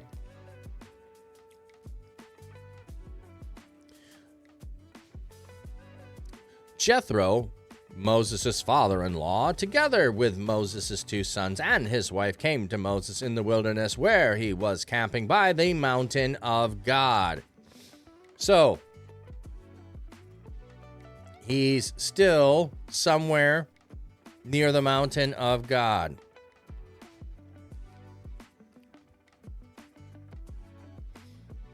He said to Moses, I, your father-in-law, I'm your father-in-law. Jethro, am coming to you along with your wife and your 2 sons. Oh, well, that's a great statement. Thank you for that. We already said that that's what happened. Now you get to state, I, your father-in-law, am coming with your wife and your 2 sons. Okay. Moses went out to meet his father-in-law. So it must have been a message sent. And bowed down and kissed him. They each asked about each other's welfare. And then they went into the tent. Moses told his father-in-law all that the Lord had done to Pharaoh and to Egypt for Israel's sake, and all the hardships that had come on them along the way, and how the Lord had delivered them. Jethro rejoiced because of all the good that the Lord had done for Israel, whom he had delivered from the hand of Egypt. Jethro said, Blessed be the Lord, who has delivered you from the hand of Egypt and from the hand of Pharaoh, who has delivered the people from the Egyptian control. Southside TV Love, thank you for the biddies. Now I know that the Lord is greater than all the gods, for in the thing in which they dealt proudly against them, he has destroyed them. Then Jethro, Moses' father-in-law. Like, why do we need to keep having Moses' father-in-law, Moses' father-in-law, Moses' father-in-law? Brought a burnt offering and a sacrifice for God. And Aaron and all the elders of Israel came to eat food with the father-in-law of Moses before God. On to the next day, Moses sat to judge the people, and the people stood around Moses from morning until evening. When Moses' father-in-law saw all that he was doing for the people, he said, What is this that you are doing for all the people? Why are you sitting by yourself and all the people stand around you from morning till evening? Hey, that worked pretty good. All right, we'll get back to reading. Moses said, I just want to keep singing now. Moses said to his father-in-law, Because the people come to me to inquire of God when they have a dispute. It comes to me and I decide between a man and his neighbor, and I make known the decrees of God and his law. Moses' father-in-law, I don't know why that song is stuck in my head suddenly, said to him, What you are doing is not good. You will surely wear out, both you and these people who are with you, for this is too heavy a burden for you. Now listen to me, and I will give you advice, and may God be with you. You will be a representative. Representative for the people to God, and you bring their disputes to God, warn them of the statutes and the laws, and make known to them the way in which you must walk, and the work they must do. But you choose from the people capable men, God-fearing men, men of truth, those who hate bribes, and put them over people as rulers of thousands, rulers of hundreds, rulers of 50, rulers of 10. So look at this. Thousands, hundreds, but we're not just jumping to tens. We put a 50 in there in between. Thousands, hundreds, 50, 10.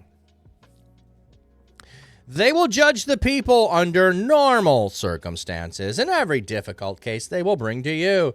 But every small case, they themselves will judge, so that you may make it easier for yourself. And they will bear the burden with you. This is just such good advice. Oh, my goodness. If, if you do this thing, and God so commands, then you will be able to endure, and all these people will be able to go home satisfied. As you say, you also reading John, but chapter 15. All right. So here's what you need to do. Here's what you, if John 15 resonates with you, I'm partial to John 17. Moses listened to his father-in-law and did everything he had said. Moses chose capable men from all of Israel, and he made them heads over the people, rulers over 1,000, rulers of hundreds, rulers of 50s, and rulers of 10. They judged the people under normal circumstances. The difficult cases they would bring to Moses, but every case they would judge themselves. Then Moses sent his father-in-law on his way, and so Jethro went to his own land. Okay, interesting thing here. So you've got thousands, hundreds, 50s, and 10. Are we saying that this one person has 1,000, but the person over here only has 100? Or is there some hierarchy? So there's 1,000 down here, and the 100, I am watching 100 people that judge over 1,000. Is that how it goes? And then above the 100, there are men who are judging 50 of the people that judge 100, and above the 50 are 10. They judge 10 of the 50. Or the ones who judge 50. Like, is this hierarchical thing, or is it totally linear? You get 1,000, you get 100. You get 50, you get 10. You're only capable of 10. But are those 10 ones that judge others? See, that's what I'm curious about here. It's not clear in any way. It's not clear in any way.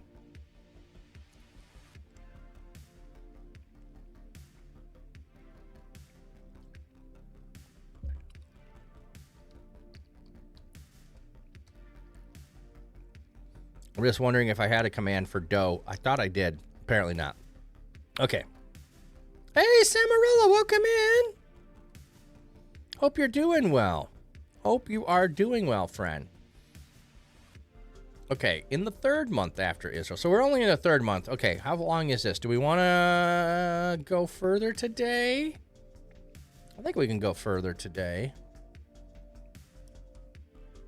Yes, we'll stop at 20. We'll do 19. We'll do 19. We'll stop for 20. We have one more chapter we'll do today. In the 3rd month after Israel went out from the land. So, like, we're only in month 3. We're only in month 3. And, like, look at all the complaining and the quarrelsomeness that has happened. The 3rd month after they went out from the land of Egypt, on the very day they came to the desert of Sinai, after they journeyed from Rephidim, the resting place, they came to the desert of Sinai, and they camped in the desert. Israel camped there in front of the mountain. Moses went up to God, and the Lord called to him from the mountain.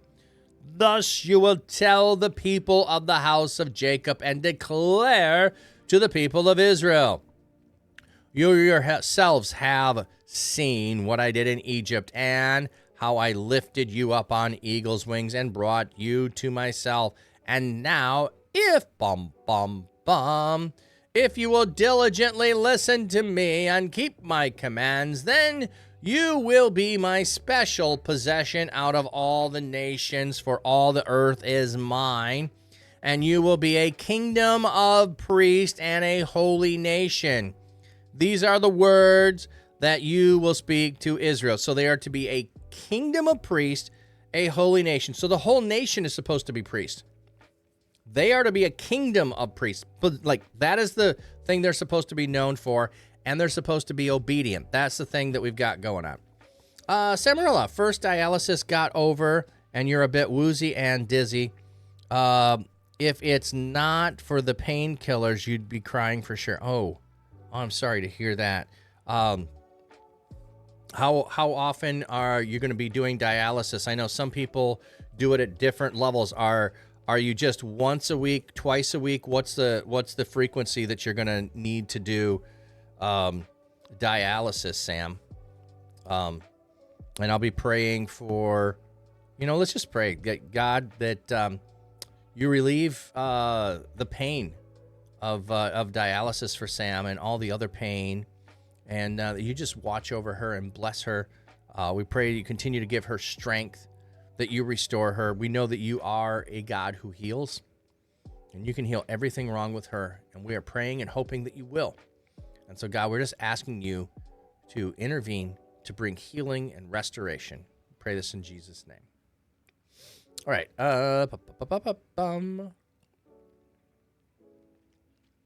So Moses came and summoned the elders of Israel. He set before them all the words that the Lord had commanded him, and all the people answered together, all that the Lord has commanded, we will do. So Moses brought the words of the people back to the Lord. Christopher, John 15:14 says, you are my friends if you do what I command. That to me almost sounds like black belt, even though it isn't. I see what you mean on that. It's not a statement of you better. It's a statement of identification. You are my friends if you keep my commands. Not, I won't let you be my friends unless you keep my commands. It will be the demonstration that you are my friends. The Lord said to Moses, I am going to come to you in a dense cloud so the people may hear what I speak with you, when I speak with you, and so that they will always believe in you. And Moses told the words of the people to the Lord. So God says, I'm going to show up in a cloud so the people will always believe in you, Moses, because they keep doubting you, Moses. So I'm going to show up in a cloud so they will stop doubting you, Moses. The Lord said to Moses, go to the people and sacrifice to them, sanctify them today. That means to set apart. And tomorrow, and make them wash their clothes and be ready for the third day. For on the third day, so we're finally getting to the go 3 days journey. Now we're going to sanctify ourselves, and on the third day, we're going to worship. Can you double check the Hebrew wording? Not saying that you're lying. Which one are you asking for, Christopher? What wording? You must set boundaries for the people all around, saying, take heed to yourself not to go up the mountain nor to touch the edge. Whoever touches the mountain will surely be put to death. No hand will touch him, but he will surely be stoned or shot through, whether a beast or a human being. He must not live. When the ram's horn sounds a long blast, they may go up on the mountain. Oh, okay, that would be Greek.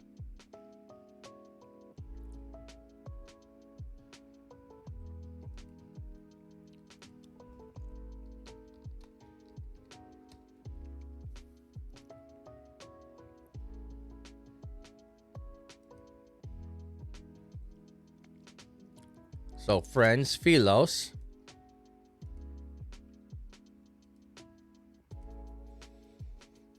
And command. And Teomia. Maya. Not sure there. And Teomaya. Philos. Strong's G 5384. Philos. Philos. So it's friend, an associate familiar.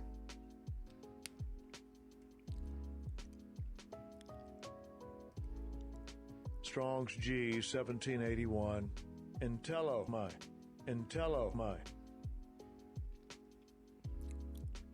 To order, command to be done, and join. So, yeah. So you are my friends if you do the things that I say. All right, we got ads coming in. He's got that flat cap dapper look, making waves online, spreading the word on Twitch. Pastor with a cheerful heart, no lie, preaching joy so high to the sky. He'll be right back, yes, he'll be right back. He'll be back in 2 or 3. Flat cat dapper, flat cat dapper. We'll be right back after this break. No mistake, joy they make. I'll be right back. Yeah, we'll be right back in 2 or 3.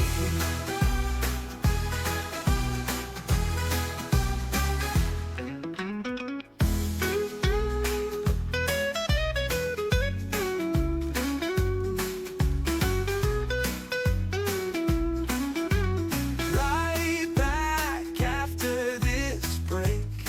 No mistake, joy they make.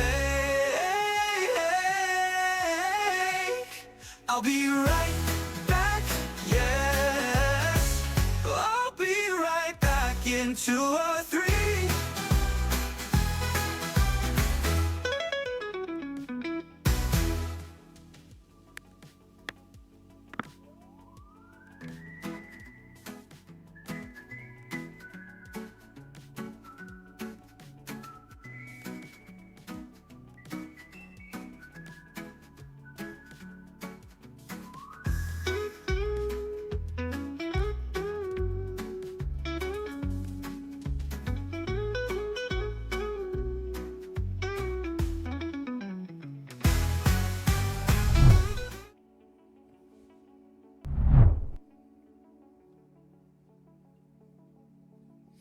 All right, let's see if we can finish this. Oh, and Christopher, I don't know if I got everything in there before the ad came in, but yeah, it's the commands, the instructions, and it is friend. So yeah, I don't see anything in there that you are my friends. If you're, let's look at.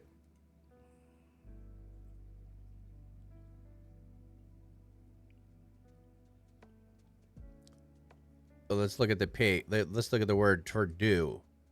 If you do. Poeo. Strong's G 4160. Poeo.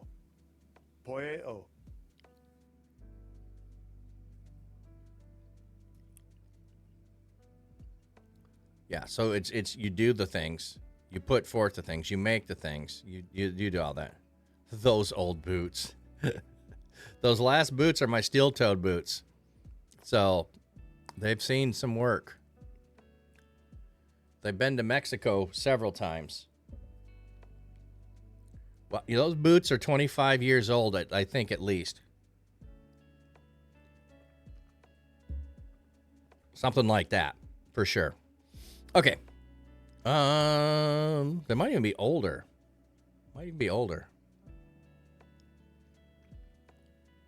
Okay, so we have don't touch it, don't go up on the mountain, the ram's horn's going to blast, blah, blah, blah, blah, blah. So don't go up, you got to stay back.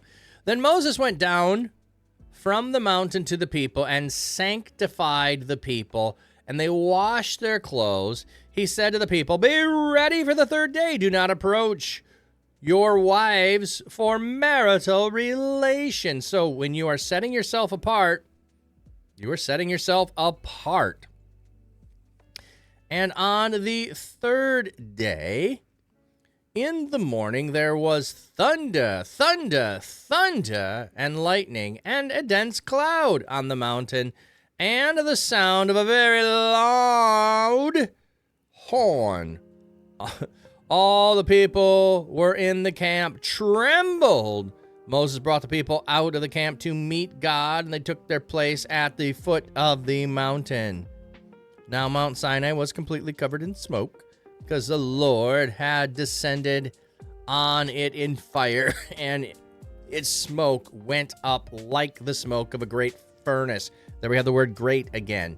And the whole mountain shook violently. When the sound of the horn grew louder and louder, Moses was speaking and God was answering him with a voice. So the voice of God just sounds like a giant horn to them, is what it seems like. All right, let me get caught up on chat. I saw that rolling by.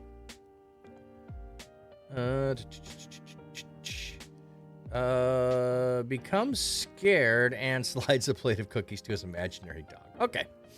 Just having some fun there, Christopher. Okay. Yeah. You love the word thunder. I do too.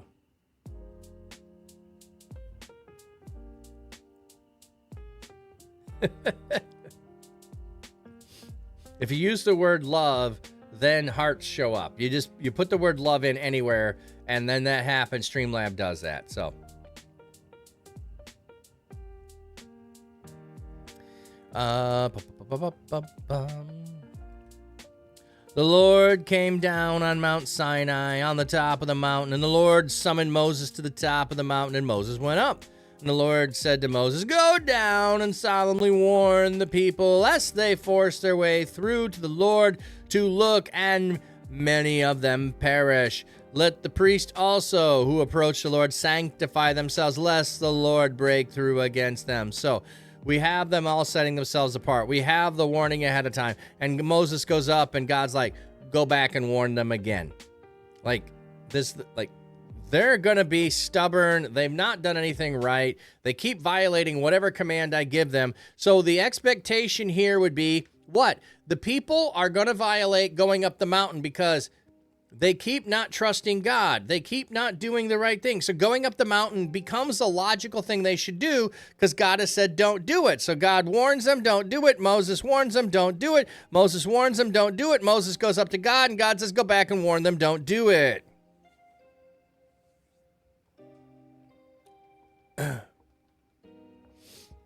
Moses said to the Lord, the people are not able to come up to Mount Sinai because you solemnly warned us. So Moses is like, well, they can't come. Set boundaries for the mountain and set it apart. So you warned us, we set boundaries, we set it apart. The Lord said to him again, go get down and then come up.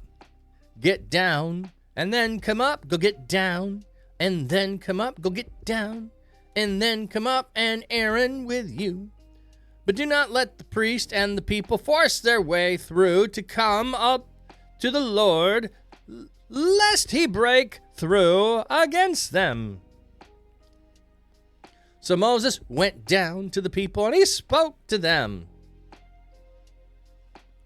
So we have this coming back and forth. Moses has not spent the long time on the mountain. So Moses is getting the words, and he's going back and relaying them. He's getting the words, he's going back and relaying them. He's got Aaron with him, Aaron. He's gone up, but the priest can't come up, and the people can't come up and go down and speak to them. Okay, there we go.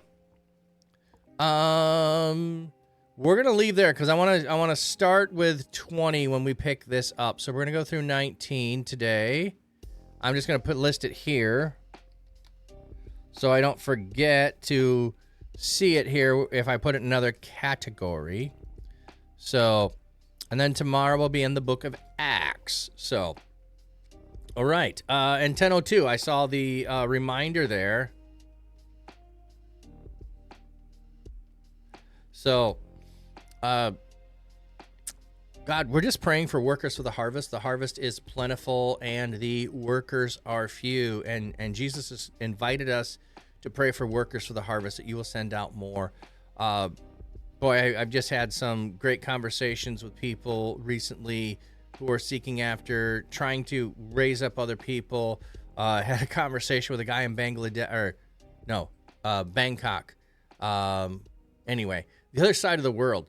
And you're just doing some amazing things. And so, God, I just thank you and for all you're doing to continue to raise up more and to bless those who are here and what they are doing. God, may you use them in a great and a mighty way. And we just pray that in Jesus' name. Amen. All right. So, just want to share this with you. Copy that.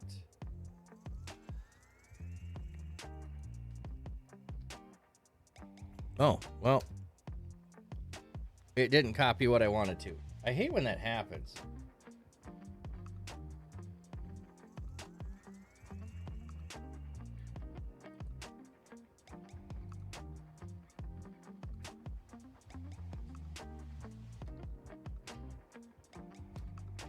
Why? Like I am highlighting. It just drives me nuts when it does this. I highlight and I copy a link, and that's not what it gives me. It gives me the text, not the link.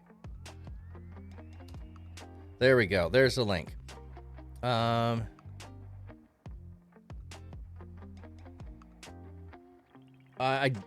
don't today, Christopher. Sorry.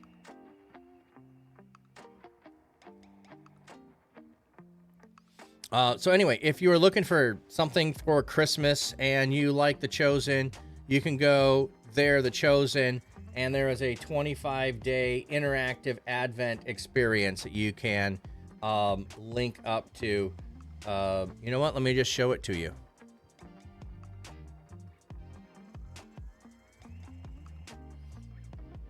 So you go here, and you can share this with other people.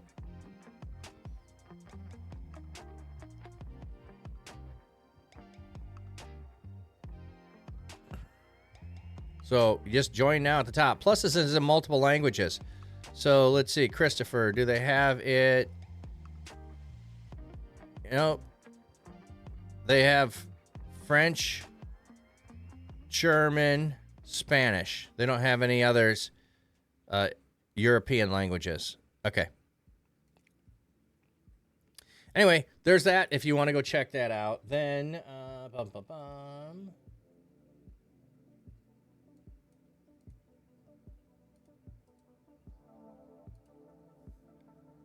we have this.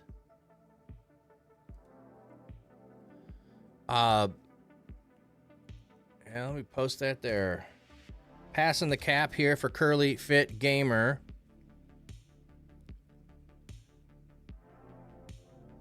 Let's see what it says. I have lots of interest. Okay, that's just about. Okay, I know you told me this. Let me look so I can see it. And there's the randomizer. Yes. It must be in the voice. I'll have to go back and listen to the voice. Okay. So I don't remember the circumstances of all of that. Anyway, we'll be passing the cap for her. Up top on left. All it says is a lawyer. I like there's no explanation of what she needs a lawyer for. That's what I was, unless I'm missing something. Yeah, it just says, help to be finally free of this man. Any help? So, right. Lawyer for what?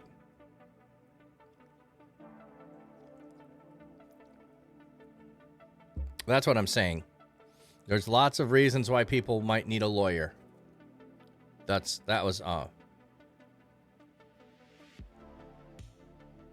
Yeah, I know. You did send it to me. It's in a voice thing, so I can't just read it. That's what I'm saying. I think you sent it to me in a voice thing, so I have to listen to it. I can't just read it and share it on stream. Domestic violence is a question there. No, I'm saying I don't remember, and I thought you usually sent me whispers, so I did not check Discord, and you sent it to me on Discord. So anyway, we're going to be helping out there. So, all right. Let's find somebody to raid today.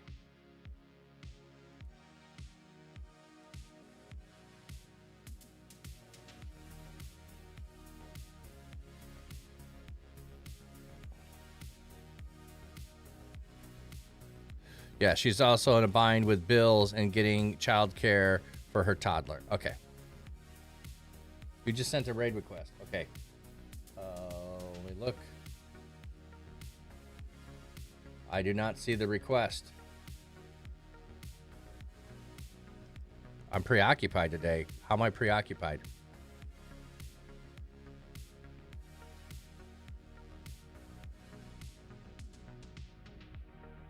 I don't see a raid request.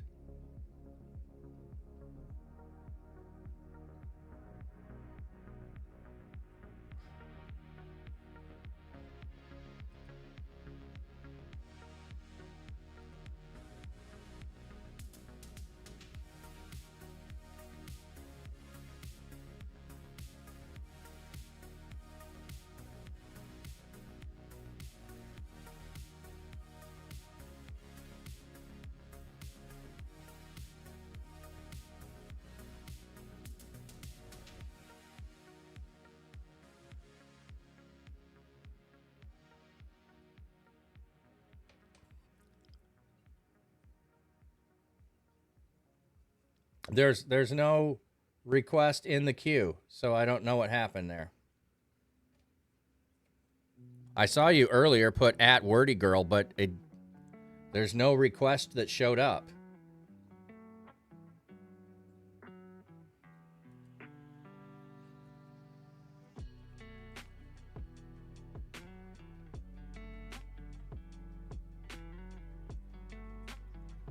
I'm not arguing with you because I know that this has happened at some times. Like the spot of tea hardly shows up in the redeem.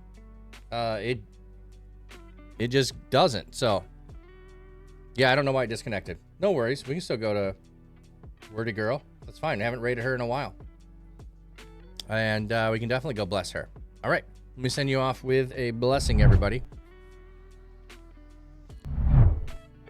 May God's seeking comfort find you. May his loving arms bind you. May his might protect you.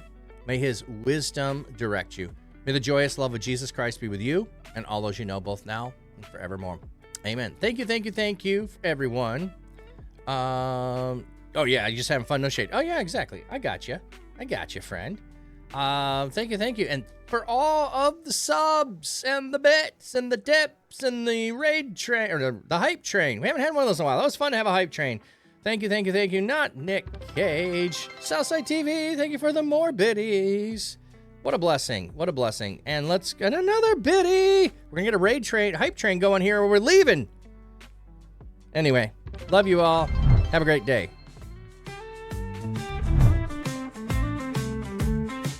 Oh, you can't stay for the raid? Sorry, we're on our way out anyway.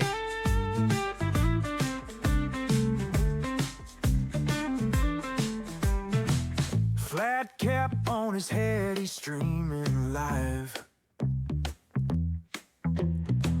Reading from the book, the word's so alive.